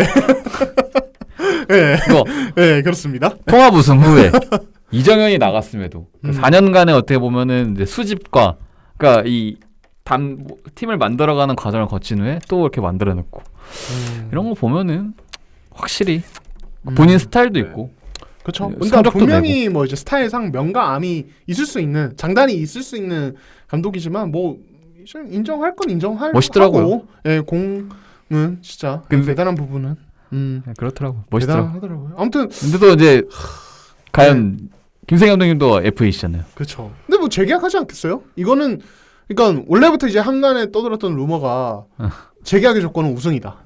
예, 뭐 이제 그거에 대해서 굉장히 말이 약간씩 달랐죠. 챔프전이라던데? 챔프전 이슈를 아닌데 우승이라던데? 다 했어요. 예, 조건은 다 맞췄어. 다 했어. 거기에 이제 전승까지 해가지고 이거는 뭐 재계약을 안 할 수가 없는. 예. 만약 안 할 수도 있죠. 안 하면은 이제 아니 김승희 감독님이 사인 안 하면 되는 거 아니에요? 안 하면 이제 최고의 매불이 나오는 거지. 인상공사가 안 할 이유도 뭐 있을 수도 있겠지만 근데 안 할 수도 있는 거 아니에요? 일단 KT가 내 이제- 재능을 어디로 가져가겠다. 예. 뭐 이럴 수도 있는 거 아니에요? KT가 일단 재계약을 했잖아요. 네. 지금 이제 SK도 새 감독 오셨죠. 그렇죠. 삼성 정도인데 삼성? 삼성은 거의 뭐 이상민 감독이 거의 조용하잖아요 삼성은. 거의 지금. 유임 분위기잖아요. 아니 사실은. 유임이 아니고 원래 가요 다음 시즌. 네, 그러니까요. 그러니까 그 1+1으로 알려져 있었는데 아무튼 그대로 가가잖아요. 구단에서는 2년이라고 못 봐. 예, 구단에서는 아무튼 그러니까 김세희 감독이 나 사인 안 해. 그러면 어디 가요? 아니 왜 굳이 KBL 안에만 있어야 됩니까? 왜 우무랑 개구리처럼 예, 한국 농구를 벗어나면 되잖아요. 아 설린자랑 같이 NBA로. 예, 가도 되죠. 충분히 가능해요. NBA에서 트랩스비가 나 그런 아. 극단적인 트랩스비 나오는 것도 웃기겠다. 아니, 무슨 뭐, 농구일까? 클리블랜드 같은 데 가가지고 같이 어. 약간 혹독하게 애들을 그것도 괜찮죠. 아, 트레이 형 너가 선수야? 뭐 이러면서 가면 되는 거 아니에요. 뭐 이런 좋잖아요. 예. 불과 지난 시즌에 시카고 불스 감독이 실제로 김승희 감독이 추구하는 수비랑 똑같은 걸 했다가 추출됐습니다. 보일런 짐 보일런. 그래서 제가 뭐 여담인데 시즌 전에 시카고 불스 프리뷰 기사를 썼는데 그게 뭐 그 짐 보일런 감독에 대한 얘기를 제가 좀 길게 썼는데 그게 이제 KGC 인상공사 팬분들이 그걸 퍼가지고 야 이거 우리 팀이랑 너무 비슷한데 그런 얘기를 좀 한 적이 있어요. 지금 보일런은 그러니까 그런 트랩 수비라든지 이런 것도 강조하는 게 되게 비슷하다. 뭐 이런 얘기를 한 적이 있는데, 그러니까 근데 그래서 이게 또 뭐 사실 뭐 한국 농구의 색깔이 그런 거 통할 수도 있죠. NBA 가서 물론 분명히 다른 리그긴 하거든요. 수비자 3초 룰도 다른 있고, 스포츠예요. 네, 완전히 달라요. 다른 룰이 예, 아니고 피지컬도 다른 스포츠입니다. 예. 네. NBA와 KBL은 다른 거예요. 농구를 같이 하고 있는 게 아니에요. 그렇죠. 네. 다른 예, 룰도 좀 다르고 한국에서는 요 정도로 트랩 가면은 막을 수 있는데 NBA에서는 안 되고. 예, 그러니까 그 가드들의 역량도 너무 다르고 스타일도 달라서. 근데 트랩은 우리나라가 더 잘할 것 같은데. 이 지도 이론만은. 예, 그렇죠. 미국보다는 훨씬 더 잘 가르칠 수 있을 것 같아. 예. 일단 뭐. 근데 털릴 것 같아요. 저는 개인적으로 한국식 트랩은 NBA에서는 왜냐면 수비자 3초 없는 게 너무 크고, 예. 왜냐 가드들의 역량이 너무 근데 달라. 이러고 보니까 갑자기 김승희 감독님 그 NBA 가셔 있는데요 이미. 이미 가신 상태인데요 왜 지금. 자꾸 예. KBL만 바라보는지 모르겠어요. 예. 더 좋은 많은 돈 받고 나가셔야죠. 예. 그렇죠. 한 10개 그 10개 아니. 구간밖에 없는 이 우물 안에서 왜 자꾸 이렇게 돌려먹고 아니 그건 이제 NBA에서 스카우트를 능력이 해야. 있으시면 나가셔야죠. NBA에서 채용을 해야 나가는 거지. 채용 안 하면 나가면 근데 뭐 하냐고. 그럴 가능성이 있어요. 예, 설린저가 되게 좋은 조건을 받고 NBA로 간다. 나는 코치 킴이랑 같이 가고 싶다. 터보 감독. 코치 터보 터보 헤드 코치. 터보 헤드 예, 코치. 같이 갈 수도 있고. 터보 코치. 한 번씩 예. 느껴봐야 됩니다. 한국의 감독 코치 이런 시스템과 사실 한국의 감독 코치 시스템이 굉장히 유니크하거든요. 네, 거의 그렇죠. 좀 그렇기 다르죠. 때문에, 사실 다른 나라들과 비교해 보면은 굉장히 좀 유일할 수도 있어요. 네, 그렇기 때문에 다른 데 가서 한번 좀 김승희 감독님 왜 떠나는 게 기정사실화 돼 있냐고 여기서 갑자기. 근데 저는 그런 생각도 들어요. 그러니까 더 큰 무대를 바라봐야지. 그러니까 언제까지 이게- KBL 안에만 네. 있을 거야. 사실 저는 뭐 이제 한국 선수의 NBA 진출에 대한 어떤 기대감을 늘 농구 팬들이 가지고 계시잖아요. 근데 저는 한국인 지도자가 예전에 이만수 코치가 화이트삭스에서 우승했듯이 한국인 지도자가 NBA 팀의 코치로 가서 뭔가 경험하고 막 다양한 모습들을 보여주는 것도 좋은 거예요. 왜냐면 NBA 코치 자리가 엄청 많거든요. 조만간에 네. 있을 수도 있습니다. 예. 네. 케이모 코치 말씀하시는 거 아닌가요? 예, 근데 어떻게 네. 될지 모르겠네요. 그 G리그에 계셨던 네. 최근에. 예. 근데 그러니까 저는 응원하게 되더라고요. 진짜 보고 싶어요. 굉장히 좀 고민 중인 것 같아요. 네, 왜냐면은 또 국내 또 국내에서도 네. 예 아무튼 알겠습니다. 갑자기 김세희 감독 해외 진출설까지. 근데 이거는 뭐 저희끼리 떠든 거고 전혀 전혀 근거가 없는 없습니다. 얘기니까 네. 그냥 예, 전 장난이에요, 예, 장난. 저희끼리 예. 약간 상상의 날에 펼친 아니, 거라고 재계약하실 겁니다. 전혀 아닙니다. 예 전혀 소스도 없고요. 재계약하실 예 거예요. 저희끼리 그냥 이런저런 얘기해 본 거고요. 예. 몇 년인지가 중요한 거죠. 계약 기간이. 예. 그렇죠. 보통 예. 3년인데. 자. 그래서 지금 KGC 김승희 감독님 지금 휴가를 바로 떠나셨거든요. 근데 이제 우승을 하셨으니까 이게 그 인터뷰 언론사 인터뷰가 사실은 이제 나오잖아요. 네. 저도 이제 오늘 한번 이제 어떻게 하다가 이제 문의를 해봤는데 네. KGC 쪽에서는 지금 굉장히 좀 약간 상황이 우승은 했지만 이제 어제부로 계약이 종료가 됐기 때문에 그러니까 혹시나 모르는 상황을 대비해서 지금 굉장히 인터뷰 잡는 게 되게 지금 어려워요. 힘들다고 하더라고요 지금. 왜냐면 저희 이제 얘기를 할 건데 FA 시장이 바로 시작됩니다 지금. 네. 바로 시작되고 그리고 또 심지어 KG 지금 설링저가 챔피언 결정전 마지막 경기 끝으로 무조건 계약 만료. 그래서 네. 어제로 계약 만료하고 수요일에 출국한다고 해요. 네. 예. 그쵸? 그래가지고 저희도 뭐 이제 잡지 뭐 민중 기자도 그렇겠지만 인터뷰 잡고 이렇게 해야 되는데 설린저는 불가능해졌어요. 지면 인터뷰가 막 하고 바로 출국한다고 해서. 네, 저는 그래서 저희는 서면 인터뷰를 했었죠. 예. 원래 안양이 그 안양체육관 관리 쪽에서 대면 인터뷰를 굉장히 좀 안 좋게 이렇게 건강상 해가지고 차단을 하기 때문에 저희도 서면으로 했거든요. 근데 서면으로 해도요 기가 막히게 해줘요. 예. 아 역시 최고의 남자예요. 예. 네. 저희도 뭐 서면으로 할 것 같은데 네. 기대를 해봐야겠네요. 그러면은. 예. 제가 글을 잘 이렇게 못 정리해서 그렇지 말은 뭐 거의 뭐. 아 근데 너무 좋았던 게 제가 그 질문을 그 국어로 보내잖아요. 한국어로. 통역분이 그거를 영어로 번역을 해서 보내줬대요. 그리고 자기가 보고 그걸 직접 타이핑을 쳤대요. 원래 보통 이렇게 옆에 있어서 자기가 말을 하잖아요. 그렇죠. 자기가 이렇게 보고 타이핑을 하고 질문 하나 좀 넘기고 한 질문에 굉장히 좀 길게 답변을 해주고 그걸 다시 받아서 통역분이 이게 또 번역을 해서 한국어로. 주신 거예요. 그러니까 되게 이제 정성스럽게 좀 해주셔가지고 그렇죠. 고마웠죠. 그러니까 농구도 잘하는 거예요. 여기도 바르고. 그러니까 그게 매너도 프로마인드. 그게 진짜 프로예요. 네, 그게 네. 진짜. 그러니까 이게 여담으로 제가 모 관계자한테 들은 건데 이번 시즌에 되게 수준 높은 외국 선수들 많이 들어왔잖아요. 맞아요. 이게 그래서 이게 또 다른 게 뭐냐면 기량도 달라졌는데 기본 생활 태도나 마인드가 차이가 많이 난다고 하더라고. 맞아요. 그러니까 예전에는 막 사고 치는 선수도 많고 막 그냥 농구 안 할 때는 막 진짜 막 완전 표현이 좀 그렇지만 약간 망나니처럼 행동하는 선수도 있고 그랬는데 이번 시즌은 완전 격이 다르다고 하더라고. 맞아요. 기본적으로 그러니까 왜 급 차이가 나는지 알 수 있을 정도로 굉장히 대부분 이제 성실하고 기본 자기 관리가 너무 잘 되고 농구에 집중하기 때문에 다른 부분들에 대한 관리도 철저하고 그래서 그 구단 관계자들이 굉장히 좀 컨트롤이라는 표현은 그런데 외국 선수와 같이 지내는 굉장히 좀 훨씬 용이했다. 그러니까 이 설린저만 봐도 그런 게 느껴지는 거죠. 굉장히 프로답고 괜히 높은 레벨의 리그에서 뛰는 선수가 아니구나. 그렇죠. 예. 갑자기 모 선수가 생각나네요. 네. 저기 그 6강에서 떨어진 네. 모 선수. 징징이. 네. 6강에서 떨어진 마침 6강에서 떨어진 그 두 팀에 징징이 있자 징징이. 두 팀에 6강 떨어진 두 팀이 다 한 명씩 딱 들고 있었네. 네. 여기까지만 하겠습니다. 네, 그렇습니다. 그래서 이게 뭐 이제 다음 시즌에 설린저를 볼 가능성이 낮지만은, 그러니까 이 지금 시점에서 궁금해진 게 다음 시즌에 외국 선수 수준은 어느 정도일까? 근데 사실은 이번 시즌 정도는 못 될 거라는 시각이 또 현장에서 있긴 하거든요. 그러니까 설린저 때문에 다들 충격을 받아서 그 급으로 구해보자라고 하는데 G리그의 정상화라든지 유로리그의 정상화로 인해서 그 급들은 이제는 한국에는 안 올 것이다. 예, 이런 얘기도 있어요. 그리고 저번에 현장에서. 그 호외 방송에서 얘기를 했었지만 급여 체계 변화도 있어서 조금 세금에 대한 그게 좀 세져가지고 맞아요. 예, 하나로 그게 까다로워져서 뭐 물론 중간에 말한 대로 될 수도 있겠지만 그쵸. 네. 그러니까 아무튼 그래서 외국 선수들의 어떤 수준이나 뭐 이런 것도 어떻게 달라지느냐, 그리고 각 팀 외국 선수 재계약 여부라든지 이런 것들도 뭐 한번 좀 재밌게 지켜볼 부분이 아닌가 싶어요. 네. 근데 사실은 지금 이제 저희가 빨리 얘기해야 될 게 뭐냐면은 FA 시장이 열린다는 겁니다. 예. 그러니까 이번 시즌에 전체적으로 일정이 좀 길게 가져가시면서 네. FA 시장이 이제 바로 열립니다. 예. 오늘 이제 그 FA가 된 선수들 이제 명단이 나왔죠. 예. 48명 공시가 됐습니다. 자, 이번 FA 시장 어떻게 좀 전망하시고 어떻게 기대하세요? 예.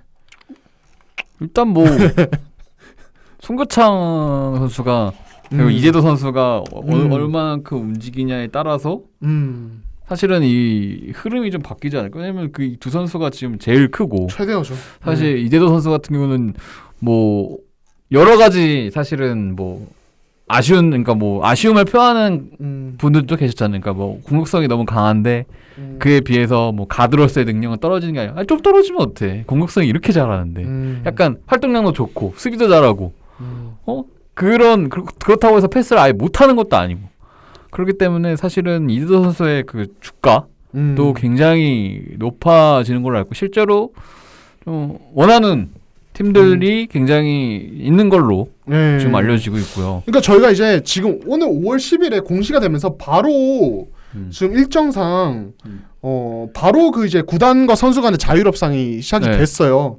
그러니까 이게 5월 24일 정오까지 계약서 제출 마감인데 그때까지 가기 때문에 저희가 이게 지금 워낙 타이트하게 바로바로 시작이 됐기 때문에 그냥 각 팀별 주요 FA 조금 약간 읊으면서 약간 보도록 하면 좋지 않을까요? 네. 그죠?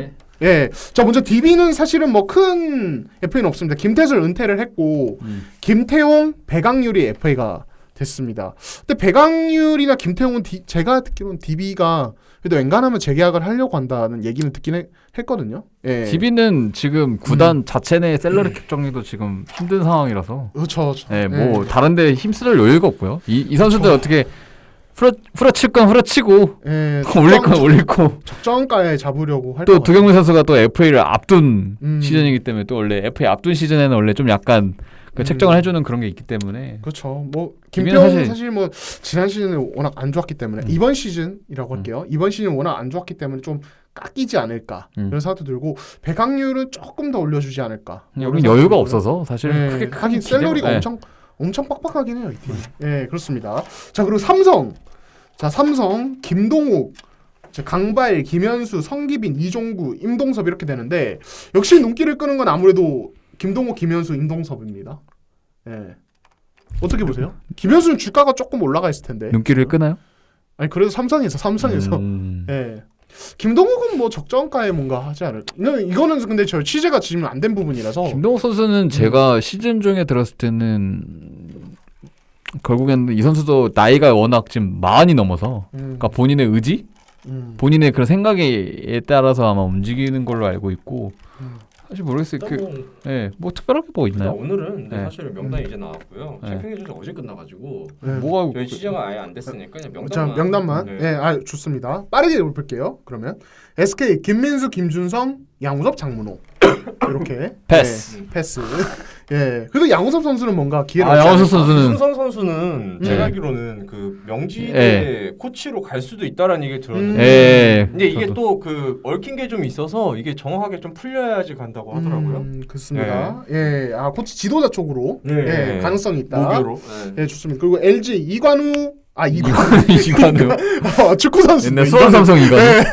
이관희, 정성우, 조성민, 주지훈입니다.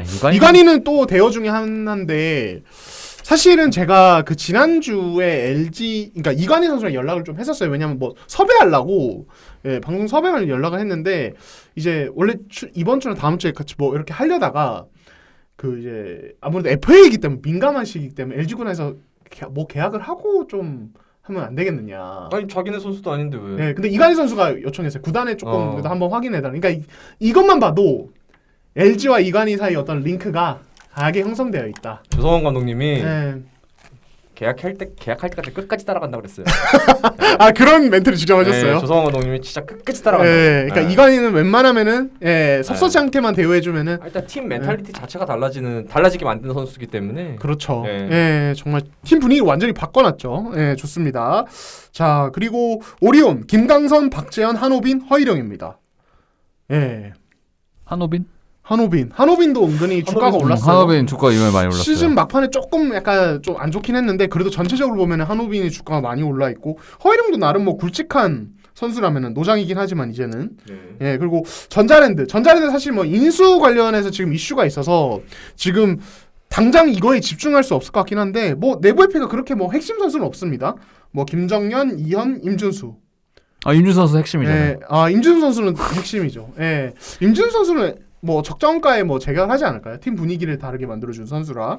자 그리고 KC 송교창, 이진욱 한 명만 일단은 한 명의 모든 걸 한 쏟아야죠. 올인해야죠. 올인해야죠. 근데 제 생각에는 뭐 송교창과 별개 이진욱도 빠르게 계약을 할 것 같아요. 저는 이건 개인적인 생각. 왜냐면 조사행 감독이 이진욱을 굉장히 좋아합니다. 이 선수를. 그래서 아마 이진욱 잡고 빠르게 계약하고 송교창도 이제 전력 투구를 하지 않을까. 뭐 이런 예상 개인적으로는. 자 그리고 KGC 이재도. 자 지금 관심 온 게 이재도 잔류되냐 안 되냐. 저는 솔직히 좀 안 될 것 같거든요. KGC가 사실은 지금 써야 될 때가 너무 많고. 그리고 우승 프리미엄도 또 있잖아요. 우승 프리미엄 때문에 다 이렇게 올려줘야 되는 데다가 다음 시즌 중에 박지훈이 전역을 하니까. 그러니까 아무래도 좀 어떻게든 버티기 식으로 여기 시장 예상가라는 게 분명 애플 시장 열리면 있잖아요. 뭐 몇 억이 될 거다, 몇 억이 될 거다. 이게 다 정확한 건 아니지만 보통 지금 관계자들이나 주변 사람들 얘기하는 거 들어보니까 최소 5억. 이제도는 최소 5억. 이대성을 기준으로 최소 5억. 그리고 많이 받으면 6, 7억까지도 갈 수 있는 카드다라고 하더라고요. 사실 이재도 선수를 이전부터 지금 잭파스 터뜨리기 전에부터 관심을 가졌던 구단들이 굉장히 많으니까. 이재도가 어떻게 보면 송교창이 약간 원래는 약간 관심 가지만은 뭔가 손도 못 댈 것 같은 그런 매물 같은 느낌이 있었다. 왜냐면 KCC였으니까 소속팀이. 이제도는 이거는 우리가 어떻게 잘만 하면은 이런 어떤 확실한 주전 포인트 카드 54경기를 다 뛰고 굉장히 좋은 기록을 낼 수 있는 공수 밸런스가 굉장히 좋은 카드를 원한다면 어느 정도 6, 7억 정도는 충분히 베팅할 수 있죠. 그렇죠. 진짜 이제도 엄청난 매물이 아닌가 싶고. 자 어디로 갈지 이건 지켜보고. 자 KT 김수찬, 김우람, 오용준, 이정재, 정진욱, 조상열. 여기는 FA 많네요. 많은데 그렇게 중요한 대여는 없네요. 핵심은 없네요. 정리 좀 많이 해야 될 것 같고. 정리가 많이 될 것 같습니다. 이렇게 보고. 자 현대모비스 보면은 김영현, 이현민, 전준범, 함지훈. 여기도 많네요. 권혁준까지 있습니다. 일단은 김영현은 제가 알기로는 좀 그래도 공단에서 좀 재계약에 긍정적인 걸로 알아요. 근데 이거는 뭐 제가 시즌 중에 분위기를 봤을 때 김영현에 대한 어떤 구단 내 평가가 되게 좋아요. 이 선수가 투쟁심도 있고 전체적인 파이팅, 특히 이번 시즌 코로나 때문에 벤치에서 막 해주는 게 되게 중요하잖아요. 그러니까 그런 면에서 김영현에 대한 평가 좋고 이현민, 전준범, 함지우는 모르겠습니다만 뭐 함지우는 뭐 잔류 가능성이 뭐 당연히 높고요. 아유. 예, 이 선수를 놓칠 이유가 없고 그렇죠. 예, 전준범은 아마 이 선수가 보수 30이 들어가 있고 이번 시즌을 워낙 안 좋게 치렀기 때문에 아마도 슈터를 원한다면은 눈독 들일 수 있겠네요. 예. 네, 어차피 원소스 구단 협상도 없는데. 근데 보상 선수를 내주면서까지 데려갈까라는 의문은 좀 있어. 근데 이게 부상에서 돌아오고 몸을 잘 만들면 사실 전준범 같은 슈터가 굉장히 매력적이지. 아 그렇죠. 사실 매력적이지. 건강할 때 전준범은 무섭긴 네. 하니까. 또 사실 전성현 선수가 지금 굉장히 좋은 모습을 보여주고 있고 거의 뭐 역대급 슈터를 보여주고 있지만 전준범 선수도 아직 그 정도 자질은 있는 선수예요. 네. 그 정도 기대를 받았고. 그렇죠. 기대를 받았고. 국가대표에서 이미 딱 한 경기 잘했었고. 뉴질랜드. 네. 그거밖에 생각이 안 나. 뉴질랜드죠. 그 한 경기 제대로 잘해가지고 제대로 이렇게 주가가 또- 확 올랐죠. 뭐. 예, 주가가 확 올랐고 아무튼 이렇게 FA 총 38명. 입니다. 예, 이렇게 뭐 나름 재밌을 것 같은데요. 굵직굵직한 이름들이 은근히 있는데. 당장 저는 그러니까 내일 이제 그부터 FA 설명회가 열리잖아요. 바로 그렇죠. FA 설명회 가서 이제 송규창 선수랑 또 이제 좀 약간 얘기를 해보려고 할 건데 그럼 무슨 얘기를 할까? 욕심을 얼마나 비출까? 왜냐면 이 선수는 사실은 실력에 비해서 욕심이 사실은 이렇게 막 드러내지는 선수가 아니어서 너무 워낙 조용한 선수. 워낙 조용하고 모범적인 선수라서 이번에는 좀 다를까? 왜냐면 또 생애 첫 FA이기 때문에 분명히 두근두근거리는 게 있을 거란 말이죠. 제 생각엔 근데 송교창은 굳이 뭐 협상을 막 엄청 줄다리기라고 그렇게 하지 않아도 알아서 알아서 팀들이 엄청난 가격을 부를 겁니다. 예, 엄청난 과연 가격이 나올 거예요. 예. 김종규의 가격을 넘느냐? 그리고 송규창 선수 굉장히 똑똑한 선수라서 단순히 농구만 열심히 하고 농구만 잘하는 선수가 아니에요. 이런 부분에 있어서도 굉장히 똑똑하고 영리한 선수이기 때문에 충분히 잘해낼 겁니다. 사실 뭐 그러니까 너무 많은 금액, 정말 큰 금액, 뭐 20억을 준다, 30억을 준다, 뭐 이런 거 좋겠죠. 받으면 좋겠지만 그건 나중에 큰 부담이 될 수 있잖아요. 그렇죠. 어느 정도 자기가 적정가를 찾아서 할 거예요. 사실 김종규 선수도 굉장히 부담감이 컸잖아요. 그렇죠. 잘하긴 했지만 뭐 사실 받은 돈이 너무 컸고 그 부담감이 계속 억눌렀기 때문에 송규창 선수가 굉장히 좀 영리하게 하지 않을까라는 생각도 들어요. 네. 그렇죠. 너무 큰 금액만 생각하지 않을 수도 있다. 그렇죠. 그 팀의 그러니까 KC 잔류든 다른 팀을 이적하든 그 팀에 영향을 주기 때문에 본인의 연봉이 그 부분도 감안하면서 아마 계약을 하지 않을까. 하지만 그래도 거액일 것이다라는 그쵸. 예상은 들어요. 그렇죠. 네, 진짜 궁금하네. 저는 이정현은 넘어설 것 같고 김종규 수준까지는 조금 힘들지 않을까. 근데 그때는 인플레이션이 너무 심해갖고 그 제도상 그쵸? 제도에 또 악용을 네. 한 거니까 구단이. 그래. 네. 구단 합의금액 그거 구단 제시액 네. 맞아 구단 제시액 때문에 그것 때문에 악용적인 사례 대표적인 하나이기 때문에 사실 그거는 좀 아쉽. 좀 네. 힘들 것 같고. 저는 그냥 10억 언어보 약간 요 레벨로 갈 것 같아요. 10억. 아 10억도 엄청 높죠. 근데 엄청 이제 높지. 김종규보다 적으니까 김종규보다 3억이나 적어요. 거의. 근데 그럼 KCC는 진짜 송규창을 중심으로 배팅을 계속 해야겠네요. 예. 10억을 딱 했을 때는. 그렇죠. 예, 근데 이제 KC 입장에서 굉장히 또 긍정적인 게 다음 시즌부터 이제 소프트캡이라 KCC가 투자 의지만 있다면은 뭐 이제 좀 넘어도 그 돈을 투자할 수 있다면은 그죠? 근데 또 그만큼을 넘은 만큼 근데 그걸 돈을 어쨌든 써야 돼. 그만큼 돈이 들어가죠. 더 또. 돈이 들어가기 때문에 예.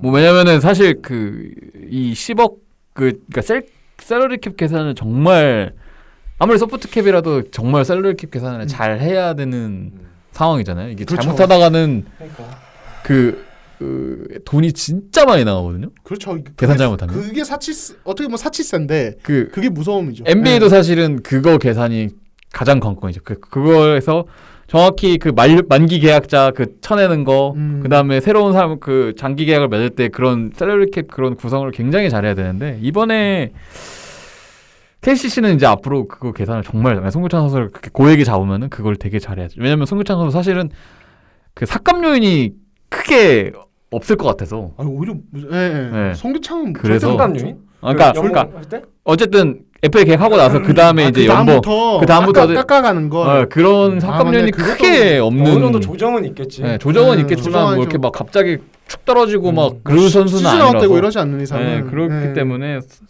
KCC는 지금부터 창문까지 고려를 굉장히 이 셀러리 캡에 대해서 정교한 계산이 필요하지 않나. 정확한 계산이 필요할 거.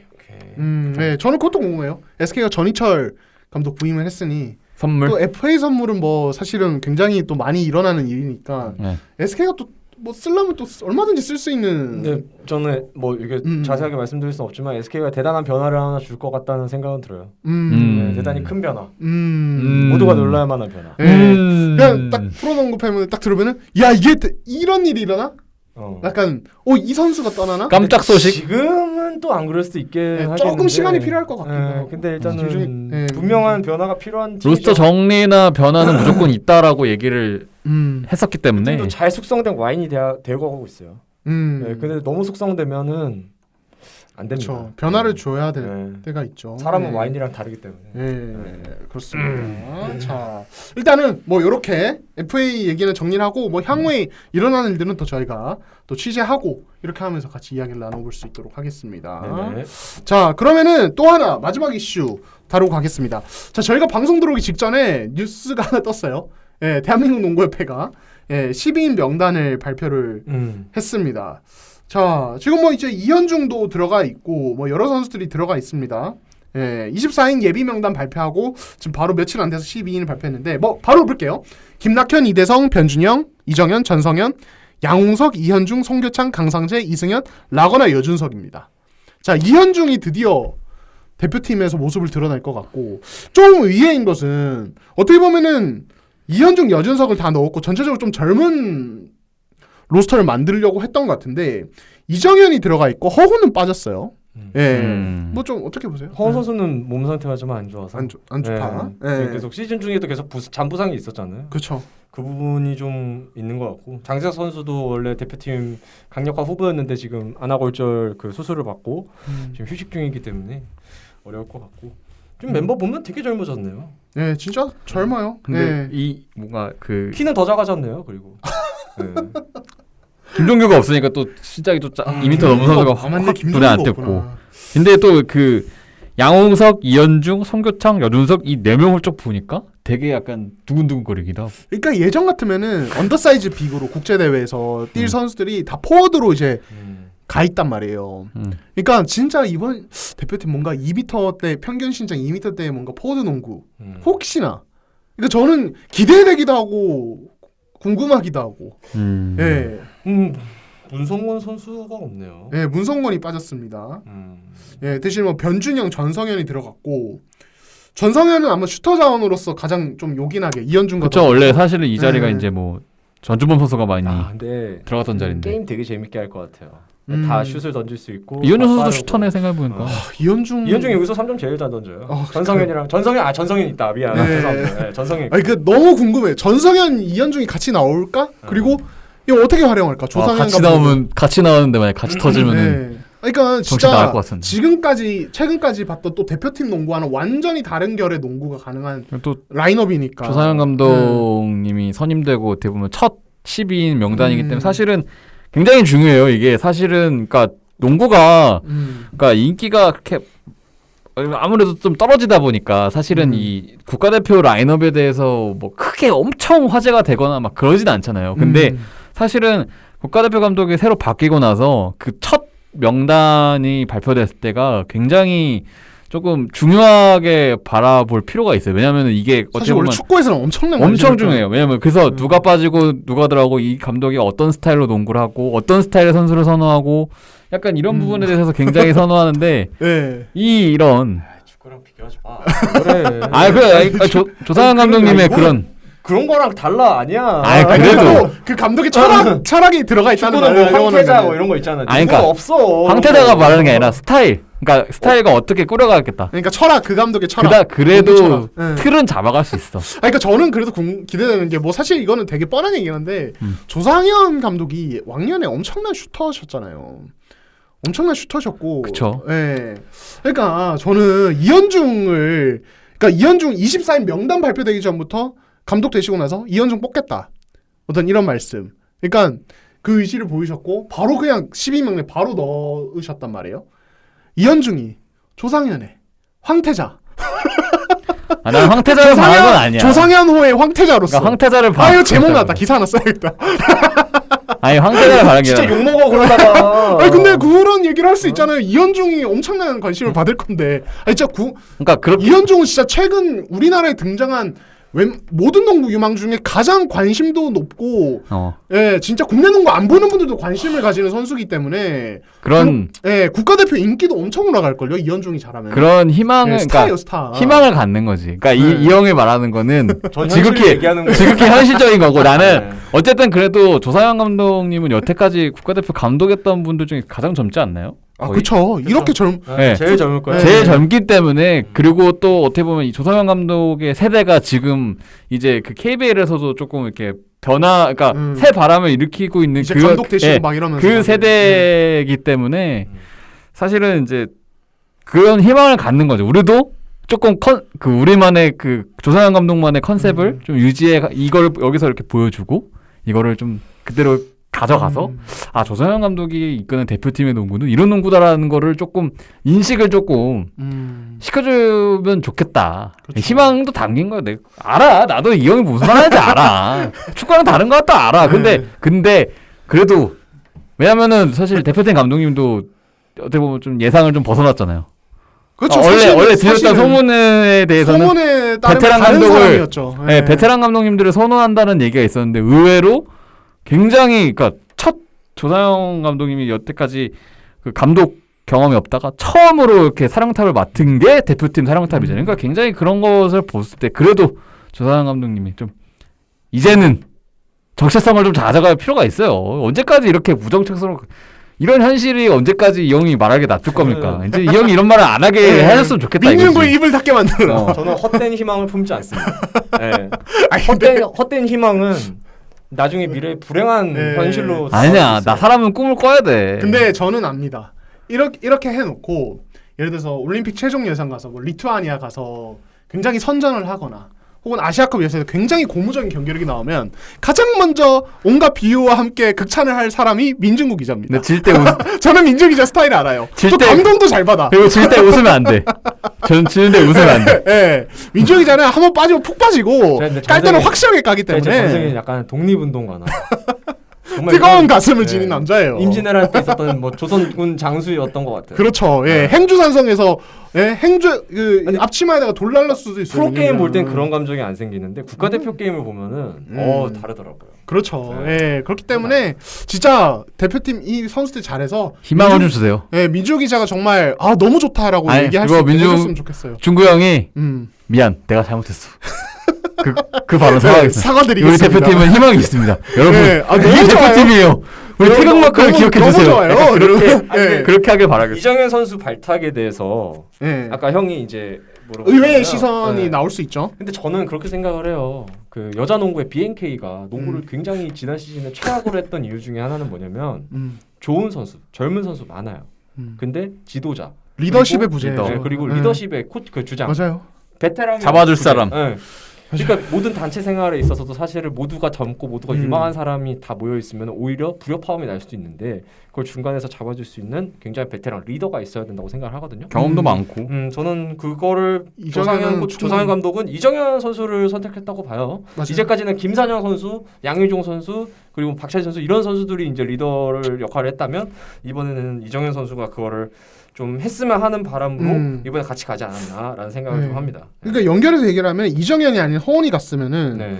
사실은 최고참은 라거나 이대성이란 말이에요. 근데 이게 그러니까 코트에서 선수로서의 기량과 또 리더로서의 어떤 모습은 또 달라요. 근데 그렇죠. 사실은 라거나 이대성은 그러니까 이때까지 걸어온 길을 보면은 약간 리더 타입의 역할을 많이 수행하지 않았을 뿐더러 그런 역할 좀 스타일이 달라요 사람이. 근데 이정현은 조금 이제 그 세대 마지막 어떤 인 것도 있고 KCC도 이미 주장하면서 팀 전체를 통솔하는 그런 것도 있었고 그리고 이정현 선수가 은근히 젊은 선수를 두루두루 친한 것도 있고 예 그렇다 보니까 전체적으로 좀 분위기를 잘 잡아주지 않을까 이런 생각도 들고 그리고 제가 들은 바로는 이 10인 명단을 구성하면서 또 조상현 감독이 되게 고려했던 게 바로 그냥 훈련이 가능한 상태인가. 그러니까 지금 비시즌에 돌입했잖아요. 대부분의 선수들이. 근데 그러면은 몸이 안 만들어져 있으면은 이 짧은 기간 동안에 훈련해가지고 바로 손발 맞추면서 가기가 힘든데 지금 제가 알기로는 이 명단에 있는 선수들이 상당히 몸 상태 어느 정도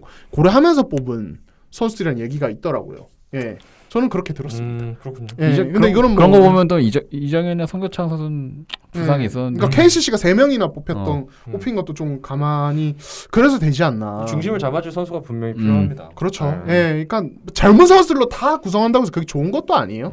어느 정도 조화를 이루면서 베테랑들도 살짝 섞어주면서. 그렇죠. 근데 그러고 보니까 네. 감독님이 조상현 감독님 KBL에서 그래도 기가 막혔던 슈터였고 코치한테 김동호 코치님은 아유, 진짜 기가 막혔던 분이잖아요. 연세대 연세대 아이돌이었죠, 뭐. 최고죠, 최고. 부상 때문에 좀 안 갑자기 왜 좋게 이래? 됐지만 그분이 그쵸. 만약에 정상적인 몸 상태로 프로에 왔으면 1순위잖아요, 그리고. 그렇죠. 정상적인 만약 몸 상태로 프로에 왔으면은 우리는 새로운 농구를 봤을 수도 있어요. 진짜 그 정도로 대단했던 분이기 때문에 그렇죠. 굉장히 재밌네요. 그렇죠. 또 김동호 지금 명지고 코치로 계시지 않나요? 네, 그죠. 예, 근데 해설로서도 사실은 되게 좋은 모습 보여줬기 때문에. 그렇죠. 예, 그러니까 어떤 농구를 보여줄지. 물론 이제 되게 재밌어요. 그분. 대표팀 감독 코치는 대표팀 코치는 사실 우리나라에서는 약간 전력 분석원 역할에 가깝잖아요. 좀 그렇긴 한데 뭐 어떻게 할지 좀 궁금해요, 진짜. 어떤 농구 보여줄지. 자, 그렇습니다. 이렇게 대표팀. 저는 이현중, 여준석 너무 궁금해. 아마 대부분의 팬분들이 이걸 궁금해하지 않을까요? 왜냐하면 현실적으로 올림픽 최종 예선은 뚫기 어렵잖아요. 경기력이 좋은 게 중요하고. 아, 뚫을 수도 있죠. 왜 그래요? 우리 희망을 잃지 맙시다. 아니 이것까지 이러는 건 좀 아니다. 정말 사람은 그거는 꿈을 너가 꿔야 너무 현실을 너무 나 외면하는 거야. 저는 저번에도 그랬는데 전 저번에도 이런 스탠스였어요. 통과할 네. 수 있다고. 혹시 뭐 어떻게 하냐고. 우리가 리투아니아를 꺾고, 돈치치가 버티는 슬로베니아를 꺾고. 본인도 지금 왜요? 너 지금 약간 비꼴로 간 말 아니야? 아니 무슨 소리예요? 전 믿어요. 저는 네. 연은서 선수가 돈치치를 제치고. 일단은 우리가 리투아니아, 뭐 베네수엘라, 폴란드, 슬로베니아 이런 애들 보기 전에 지금 필리핀부터 잡아야 돼요. 그렇죠. 예, 우리 그러니까, 필리핀은 여준서 선수가 예. 중국에 그렇게 기사를 많이 쓴 카이소토를 제치고 덩크를 꽂아버리는 그런 상상. 지금 당장 KBL 오면 어. 뭐라고 했죠? 김주성급이다라고 민중 기자가 얘기한 게 사실 네. 국내 팬들 사이에서 화제가 1순위를 안 뽑으면 병신이라고요. 화제가 엄청 됐어요. 한 살이어도 여준석이 한 살이어도 1순위를 뽑아야 한 돼. 사람도 무조건 1순위예요. 맞아 이벤트도 너무 웃겼어. 그러니까 여준석도 너무 궁금하고 아마 이현중, 여준석 때문에 진짜 관심이 엄청 쏠릴 것 같아요. 이번 대표팀은. 중계나 좀 제대로 해줬으면 좋겠네요. 그러게요.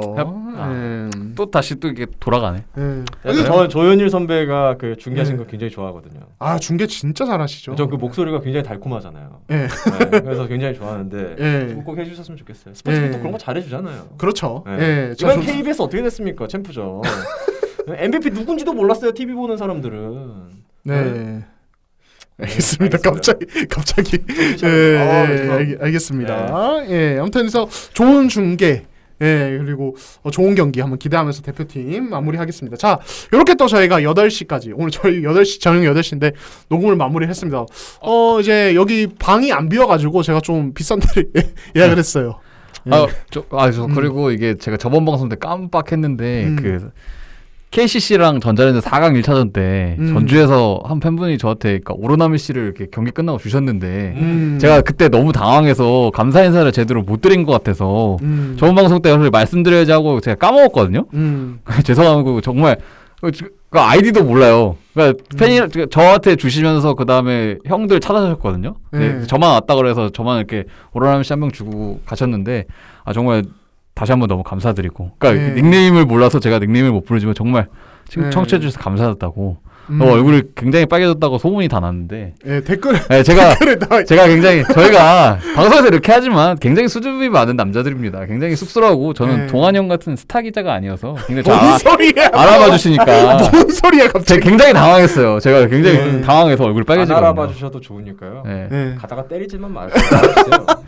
사실은 민주 기자는 전주에서 살아 돌아온 게 용한 느낌. 저는 정말 항상 체육관 들어갈 때마다 콩닥콩닥 거려요. 전주에서 막 누가 주변 일을 했대 막 그런 얘기가 막 들린다고. 수근수근. 그래서 그렇습니다. 그리고 주신 오로나미 씨 갔다 와서 기자회견 갔다 와서 원샷 때렸습니다. 네, 정말 그렇습니다. 감사합니다. 저도 그러니까 제가 사실 일부러 SNS에 좀 일부러 인증을 하는 게 있어요. 저도 왜냐면 모르니까 일부러 하는 것도 있는데 일부러 감사하다고. 왜냐면 방송은 또 날짜를 잡아야 말을 할 수 있는 거니까. 그래서 저 이번에 전주 가서 커피를 진짜 많이 얻어 마셨어요. 동환 형 거기서 카페를 찾았더라고요. 그러니까. 거의 매일 2-3잔씩 2경기 동안 거의 계속 주셨는데 다 드셨나요? 거의 다 먹었어요. 이제 거의 다 먹었어요. 예, 거의 다 먹었습니다. 진짜요. 예, 정말 너무너무 감사하고 네. 앞으로 저희가 에어볼 또 계속 열심히 할 테니까요. 예, 기대해 주시고 네. 예, 그러면 저희는 또 다음 방송에서 그럼 뵙도록 하겠습니다. 감사합니다. 감사합니다. 감사합니다.